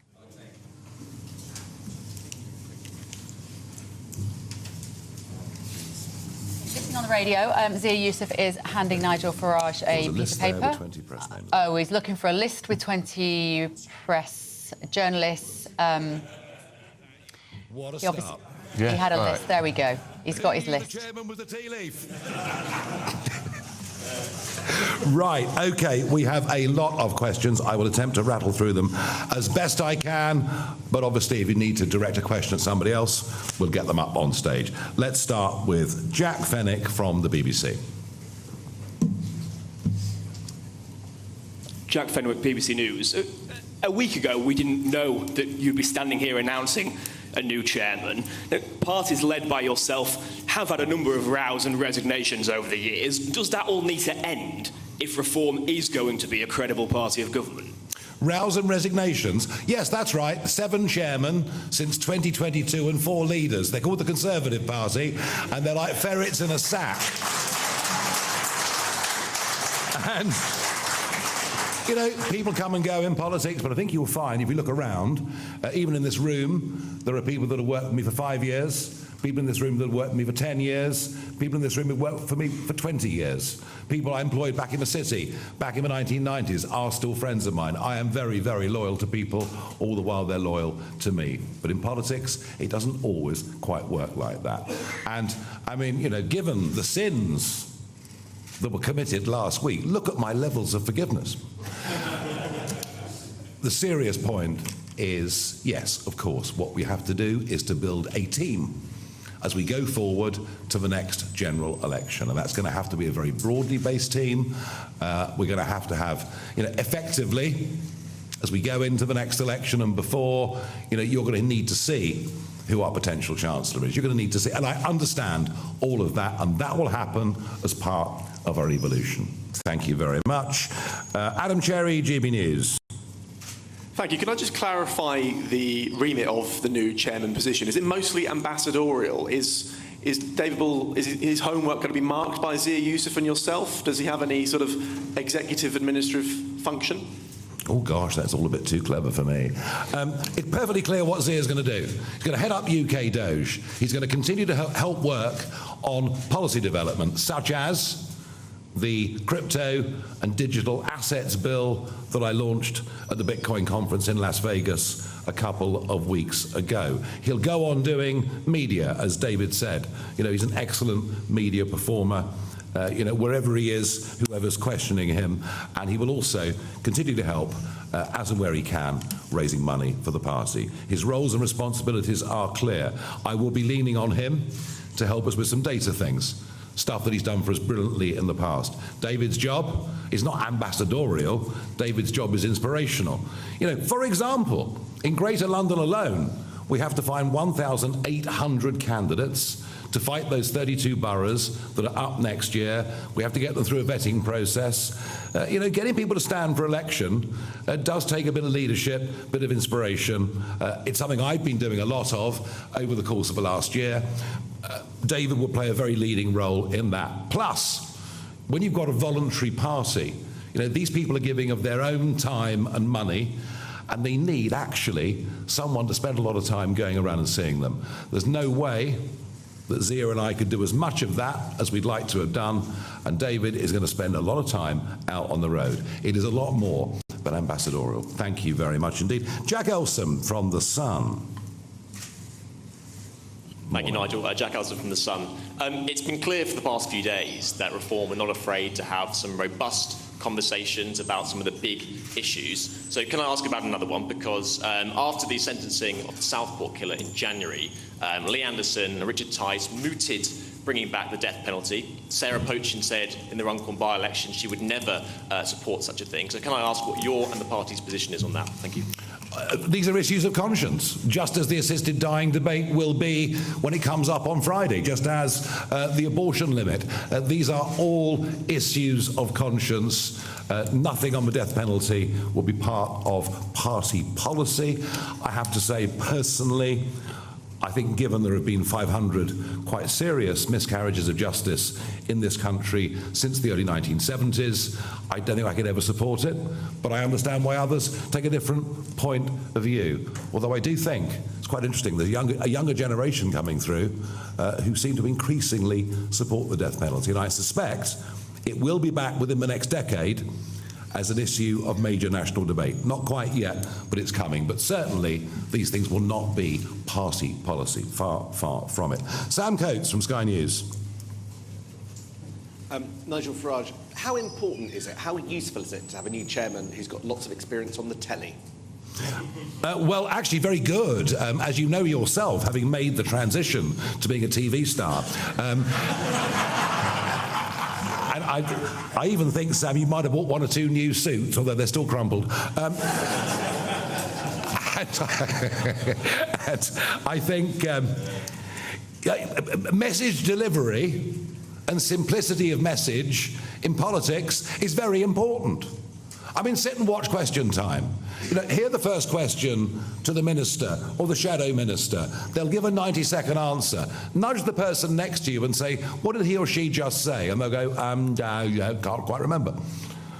So clarity of message, message delivery, getting people to understand what you're saying, even if they disagree with it, is vital. And I think David's got more experience than all the rest of us in doing that. And I think that really, really does matter. Carl, ITV. Thank you very much. Carl Dinnan, ITV News. I just wonder where you stand on Sizewell C and whether or not your government, the government that you would head, would put billions of pounds into nuclear power, or would you prefer coal? We need coal in small quantities for specialist reasons, and we should mine our own and not import it from Japan and Australia. But that is quite different to reopening every coal-fired power station in Britain, although I think it was moronic to close down Ratcliffe, the last one, which is a very useful backup. Absolutely moronic thing to do, but then from Ed Miliband, what would you expect? The arguments being made this morning in favour of Sizewell are remarkable. We're being told that it's carbon zero energy and that it gives us constant energy. Yes. So how can the government on the one hand argue for that and on the other argue for a massive increase in intermittent renewables whose energy doesn't fit our national grid system? And it's very interesting that on May the 29th, we were once again a whisker away from the lights going out in this country. And we've had several days this year when we've had to import over 20% of our electricity. This is the lunacy that we were taken into, Boris Johnson, the Saudi Arabia of wind, that being carried on. We are, as a party, pro-nuclear. We think ultimately, if you do want to reduce carbon emissions, it is the only way, frankly, to do it. I would just make 2 points. One being that both Hinkley and Sizewell are a pretty outdated model of nuclear reactor, first point.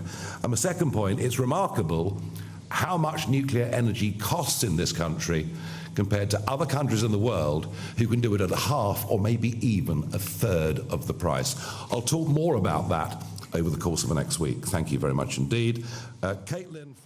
So that's Nigel Farage speaking at the Reform press conference. We will go back to that, and as we expected, and that David Bull has been confirmed as the chairman, replacing Zia Youssef. Now, we're going to go back to that breaking news this morning. 10 people now, I'm afraid to say, that's the latest toll, have been killed in a school shooting in an Austrian city. So the Austrian police have confirmed a major operation is underway in the city. There were shots heard at 9 a.m, several people seriously injured. That death toll at the moment standing at 10. Let's talk to journalist Amanda Prevedelli, who is based in Vienna. Amanda, good morning.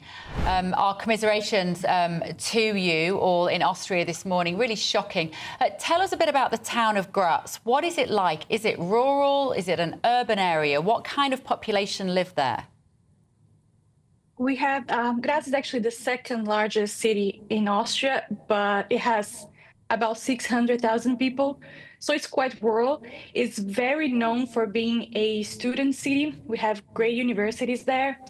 And yeah, it's a small town for many people here.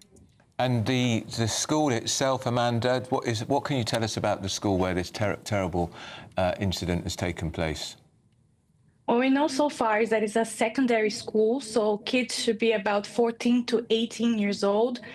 I don't know how many kids go there. It's usually in the thousands at most, even in Vienna, which is the largest city here. So it's probably a small school, a small community. Everybody probably knows each other really well. And how easy is it in Austria to get your hands on a gun? It depends on who you're comparing to, right? But it's not difficult. You need a license. You need to be, older than 18 years old, but it's quite easy to have a reason to get a gun. So if you collect weapons, if you are a hunter, that's very popular here. It ends up that Austria is one of the countries in Europe that has the largest amount of weapons per person. So it's not difficult, but you do need a license. What has the reaction been there in Austria this morning, Amanda? I think people are still very shocked. It's quite recently, of course, it's quite recent. And it's not common that things like this happen here. Like I said, it's not a super big town. It's the second largest here, but still, it's a very close-knit community. So I think people are still digesting what happened, scared, because we don't have a lot of things confirmed yet. And quite frankly, I think confused. How could this have happened? I say, Amanda, the police are saying it's a major incident is underway, suggesting that the emergency service is still on the site of the school. We've already seen the death toll rising. Yes, as far as we know, it is ongoing. They weren't ruling out a second shooter, but now they are quite certain that the situation is not ongoing, as in the danger is not continuing. There's nobody else in there. That's what they believe. They haven't really confirmed much. But other than that, yeah, they're still investigating. That's the main thing. They don't know exactly what happened. They haven't confirmed a lot. We get different information from different people. We're seeing some images online that appear to be the yellow helicopters landing around the school, the medical helicopters, several large police vans, armed police officers. How well equipped will Austria's second city be to cope with an emergency of this size? I think extremely well prepared. I haven't read anything about any concerns or any officers asking for help, authorities asking for help from Vienna, for example. I think they're quite well prepared. As you can see in the images, they were quick to respond, quick to send the national, the special forces. And I'm sure that people are getting the best treatment possible right now. Yeah. And Amanda, just finally, we understand from Austrian media reports that the perpetrator shot himself. Do we know anything about any more than that he was a pupil or a former pupil, or even what age he is or was? Some of the Ministry of the Interior said that it was a pupil. They could have left out the fact that he was a former pupil. We really don't know. We don't have any names, but we are working on the assumption right now that he was a student and that he shot himself. Yeah. But none of that has been completely confirmed. That police is being very careful with what they say about the incident right now. All right, Amanda, thank you for talking to us, because we know this is a very difficult time for you. And again, condolences from all of us here at GB News. Amanda Prevedelli, who's based in Vienna. Just to update you again, 10 people are now confirmed dead at this shooting at this school, a secondary school in Graz, Austria's second city. A pupil, not a former pupil, the perpetrator, the Ministry of Justice there saying he killed himself. Yeah, eyewitnesses saying they heard between 30 and 40 shots. We will bring you the latest on that as it develops, of course, this morning. Let's get your very latest news headlines now with Aaron Armstrong.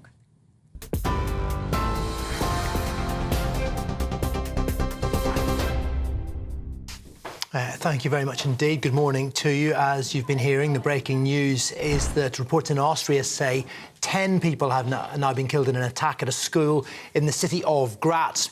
Students and teachers are understood to be amongst the casualties after gunshots at the Dreyer Schützengasse High School.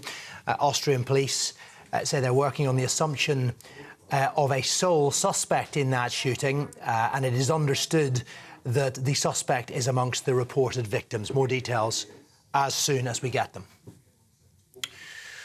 The Chancellor has approved a multi-billion-pound investment into a new nuclear power plant in Suffolk. The government says it will create 10,000 jobs and it's necessary to deliver a golden age of clean energy, but opponents say ministers are not being honest about the final cost. President Trump will deploy thousands of additional troops to Los Angeles as protests over his immigration crackdown have continued. The California governor, Gavin Newsom, who's a Democrat, has described Trump's deployment as deranged and dictatorial. The US president, though, has rejected those criticisms. A competent governor. Look at the job he's doing in California. He's destroying one of our great states. And if I didn't get involved, if we didn't bring the Guard in, and we would bring more in if we needed it. That's it for the moment. Full bulletin coming up for you at midday. For the very latest, GB News direct to your smartphone. Sign up to News Alerts by scanning the QR code or go to gbnews.com/alerts.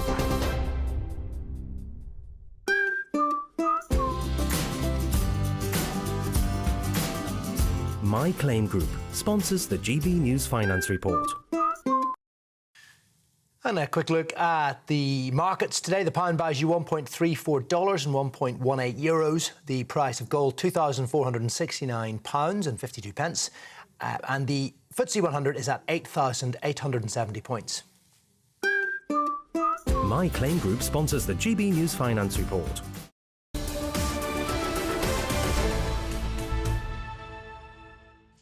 Tom and Emily are with us now. Tell us what's coming up on the show, guys. We're a little short of time.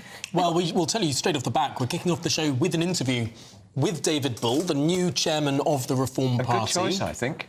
I think he's certainly, I think one of the big things... Oh, really? You didn't think that in your Daily Mail piece last night? He said he was an experienced broadcaster, telegenic, experienced politician. He's just a bit cross that I highlighted the fact one of the TV shows he was called something about ghosts and the paranormal. Most Haunted. What's wrong with that? A popular programme. I'm sure it was. But I think the key thing here, reading between the lines of that press conference, what Zia said, what Nigel said, what David Bull said as well, Zia Youssef was a more divisive figure within the party after the Rupert Lowe stuff. Yeah. David Bull will be seen as a unifier. There isn't really a faction within Reform that has it out for David Bull. He's well liked, actually. He's collegiate. That's what you need as chairman. Well, he's talking about how it's such a big job. So it'll be interesting to hear from him what he's going to do to and he's been working improve things. You know what? He's been working in the media for 25 years and he's very well liked, and that is rare. We need to move on. So sorry, Andrew. Up next, someone we will do a very naughty boy. Who is David Bull talking about here, I wonder? Now, I'm really sorry that the story broke last night on Mail Online, and I'm very sorry about that. The thing that I'm most upset about is after 30 years of broadcasting in news and current affairs, from Newsroom, Watchdog, Health Check, Tomorrow's World, and also my show on Talk TV, the journalist in question decided to pin my entire career on the world's largest live ghost hunt, which I used to present some 20 years ago. Hi there and welcome to the latest update from the Met Office for GB News. It's been a grey start across parts of England and Wales. The cloud, though, is slowly clearing south, turning brighter from the north. And over the next few days, it is going to turn increasingly warm and humid. We've seen an area of low pressure that brought a lot of rain across northern parts of the UK. At the start of the week, it's now clearing and its cloud is slowly thinning and disappearing across southern parts of England and South Wales. But it does generally remain grey for the far south, with some spots of drizzle and light rain for the rest of the day. 1 or 2 showers further north, but otherwise it's brightening skies. Plenty of sunshine for Scotland, Northern Ireland, northern and eastern England. Temperatures reaching the low 20s, high teens generally. But warmer air is on its way. The winds are going to change direction, and we end the day with, well, it's going to feel fairly humid, even if it is rather cloudy across the far south. Clearer skies elsewhere and feeling a little fresher with the late afternoon and evening sunshine coming through. 1 or 2 showers for the far north of Scotland, but for the vast majority it is a dry and fine end to Tuesday. Now we keep some misty low cloud across the south coast during the evening and overnight, and some cloud returns to the west, particularly northwest Scotland, where there'll be a few spits and spots of rain as the night goes on. But for the vast majority it's a clear and dry night, and under those clear skies temperatures will mostly drop into the low double figures or mid to high single figures. So a cool start to the day for many of us, but plenty of sunshine around. We do have this cloud and area of rain moving through the far north of Scotland, and for Northern Ireland it's a generally cloudier start. But elsewhere, well, any cloud tending to come and go, plenty of sunshine and feeling a lot warmer, with the mid to even high 20s expected in places. Welcome back to Britain's Newsroom with Andrew and Beth. Hello everyone, Patrick Christie is here. I'm Michelle Duke, Britain's News Channel. Access the stories that matter to you. Take the GB News family with you on any device. And as long as you have an internet connection, tune in to GB News anywhere on the planet or beyond. GB News, the People's Channel, Britain's News Channel. Westminster's full of talk, but out here, it's the real world. Am I allowed to talk now? No, that's it. This is where it matters, real people and real lives. That's what politics is all about. The fact has Trump made a good start? No. Straight answers, no spin, and just a couple of pints. How many fingers have I got up? About 10. So join me for Lee Anderson's Real World every Friday at 7 p.m, only on GB News. The People's Channel, Britain's News Channel.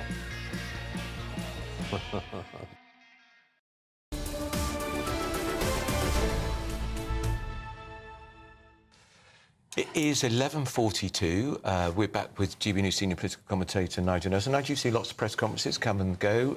Quite interesting to see the former chairman coming on stage to say, I thought Nigel dealt with it very cleverly, to say we let him escape under the wire for a couple of days and then brought him back. Look, that was a clever... Because it was embarrassing that he resigned and then came back. Well, very embarrassing. I mean, it all looks a bit flaky. That's the whole point. Given what a disaster it's been for the last few days, that Nigel Farage actually handled that extremely well. Yeah, I mean, he's very good at that kind of thing. But that's because he's not hiding anything. Yeah. Isn't it? Isn't that the difference? He always answers the question. He does. Which is something that other politicians could learn. Yeah, because they don't know what they believe in. It's obvious what Nigel Farage believes in. He knows what he believes in. If you know what you believe in, you can answer questions. Well, I think it's actually more his style. I mean, whether it will last is a different thing. Well, exactly. And if you look back at what he tends to change when they get into government. That's what I mean. That's what I mean. And the proverbial hits the fan every hour. Yeah, well, government's more difficult. I mean, Very much difficult. easier to be in opposition and do those kind of things. But I mean, certainly, when Piers said earlier that Nigel Farage is probably the consummate politician of our age, I agree with that. I just don't agree with what he's doing. And I think that when you look at things like his launch in Wales, there was a load of stuff there that was complete fantasy.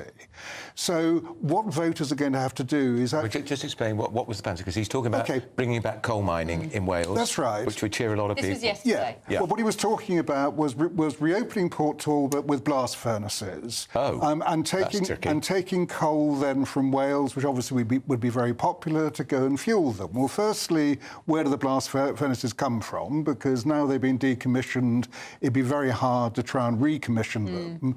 Secondly, the government have invested $500 billion in electric arc furnaces. Which cost a couple of thousand jobs in the process. Yes, but which are really important for future steel making. I mean, if the direction of travel in the world is for steel made with green energy, it's silly to have, as we do now, 80% of our steel being processed abroad to be imported back in, hence the point of the electric arc. So that didn't make sense. His immigration policy there didn't make huge sense on the basis that immigration is not something the Welsh Government can do. It's a reserve power for Whitehall. So it means that you have very little impact or decision-making over what happens to immigration in Wales. And that's what I mean about the unrealistic nature of reform.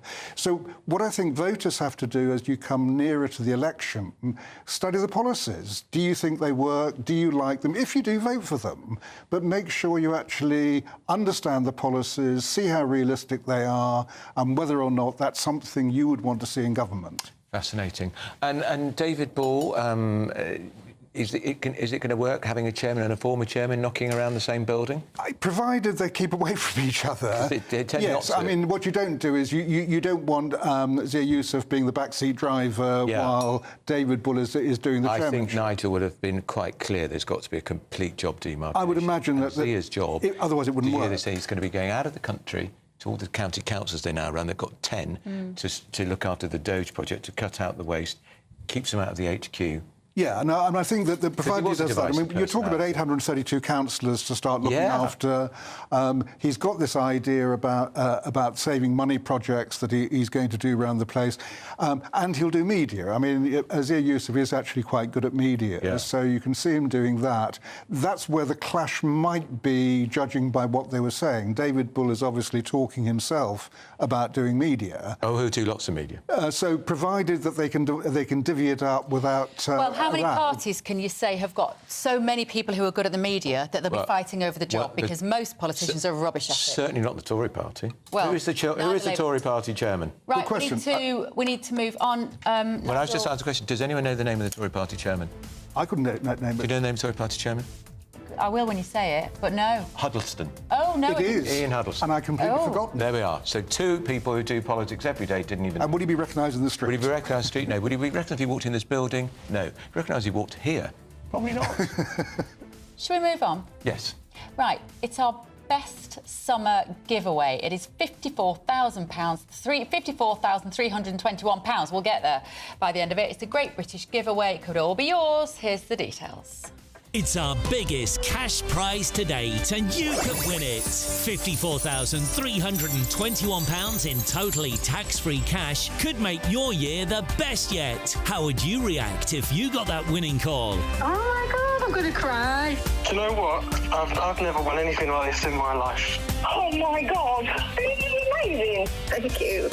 You weren't expecting to get that call today, were you? No, I wasn't. £54,321 could make you our biggest cash winner to date. For a chance to win £54,321 cash, text cash to 63225. One entry costs £2.50 plus one standard network rate message. Or text bonus to 63225. 5 entries cost £5 plus one standard network rate message. Go to gbnews.com/win. Entries start at £2.50. Call 0903 686 3232. Calls cost £2.50 plus your network access charge. Or post your name and number to GB14 PO Box 8690 Derby DE1 9TT. UK only. Entrance must be 18 or over. Lines close at 4 p.m. on the 1st of August. Please check the closing time if listening or watching on demand. Good luck. Good luck, indeed. Make sure you enter. Right, you could take that money and go on a lovely holiday somewhere in Europe. Let's see what the forecast is like. You're looking happy. Well, the forecast looks good. So you've sorted the travel insurance then? All Clear Travel Insurance sponsors GB News Travel Destinations Forecast. Plenty of summer warmth and sunny skies over the Mediterranean at the moment. A few thunderstorms brewing up over northern parts of Spain and temperatures on the rise in Italy. Sunny skies for most of the Greek islands. Not too hot here as the breeze is coming down from the north. Temperatures ticking up in Rome into the mid-30s perhaps by the end of the week. There are those heavy showers across northern Spain, parts of northern Portugal also seeing some downpours. But Lisbon, I think, set fair and temperatures, as I said, rising into the mid-30s in Rome later this week. All Clear Travel Insurance sponsors GB News Travel Destinations Forecast. It's Patrick Christie's Tonight, and here we do things differently. It's explaining the absolute madness of this, doesn't it? It's explosive. I mean, this is very good. It's lively. 850. Your government sat there, Sean, and it did nothing. It's controversial. And the Middle East has been in turmoil since before I was born. It's everything you need to kickstart your evening. Everyone's had their Weetabix tonight. I love to see it. That's Patrick Christie's Tonight, weeknights from 9 p.m. Only on GB News, the People's Channel, Britain's news channel. We're proud to be GB News, the People's Channel. And as you know, we always love to hear your views. Now, there's a new way of getting in touch with us at gbnews.com/yoursay. By commenting, you can be part of a live conversation and join our GB News community. You can even talk to me, Bev Turner, or any of the members of the GB News family. Hi, I'm Michelle Dewberry, and my show is your opportunity to cut through all the noise and dive in headfirst to some robust debates. Ideas clash. Situation, no, isn't it? because the failure is you're deliberately avoiding my point. Nothing's held back, And if you think this is the end of it, wait for more. and we do not shy away from the difficult stuff. Sometimes I want to shake people and say, if only you understood. So join me on Jubes & Co. weeknights at 6 p.m. only on GB News, Britain's news channel. Good Afternoon Britain isn't just about us. The wonderful thing about this programme is it's about everyone watching. It's an interactive programme. Well, there absolutely is something to see here, and we're going to be talking about it more. Whether it's breaking royal news, please bring us up to date, or indeed a particularly punchy speech in the House of Commons. Very, very curious. We bring it to you live, and then we bring you live reaction as well. That's Good Afternoon Britain, weekdays from midday. Only on GB News, the People's Channel, Britain's news channel. You want to know what's really going on in the corridors of power? Labour don't know what to do with you half the time, and that makes you quite lethal in the chamber. Get behind the headlines with Chopper's Political Podcast. Join me, Christopher Hope, as I sit down with the great and the good of British politics. We'll see where this ruling takes us. These are the stories shaping our nation. Chopper's Political Podcast, available now on all platforms. Listen in and stay ahead.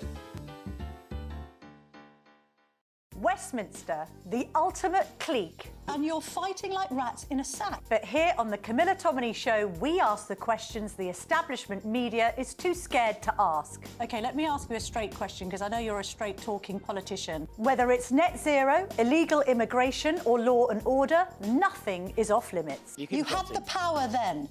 Yeah, and now you've lost it. That's the Camilla Tominey Show, a politics show that's fearless. But no, let me finish my question if you don't mind, because it is my show. Sundays at 9:30, only on GB News, the People's Channel, Britain's news channel.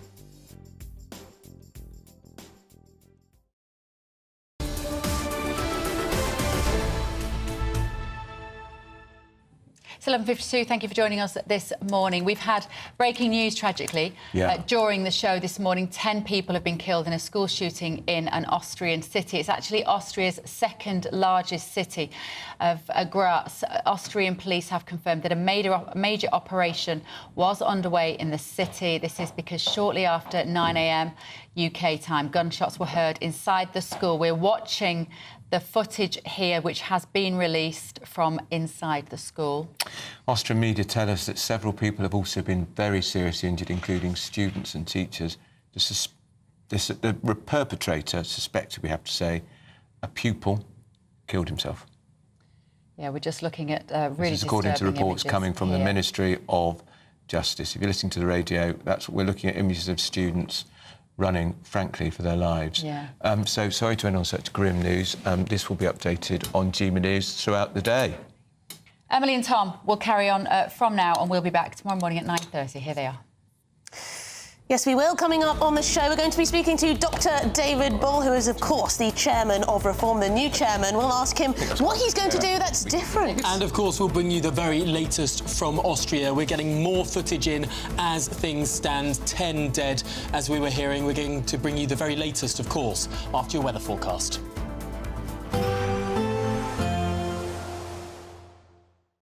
Expect a warm front, moving from the kitchen right through to the rest of the house. Boxed Boilers, sponsors of weather on GB News. Morning. Thanks for being there for this latest weather update from the Met Office here on GB News. Bit of a role reversal today after a dull, dismal day across much of the north yesterday. Today's dry and bright with some sunshine. Further south, a fairly grey start. There's some rain and drizzle over the Midlands, parts of South Wales and southern England. That should tend to fizzle out through the morning, and skies will generally get a little brighter.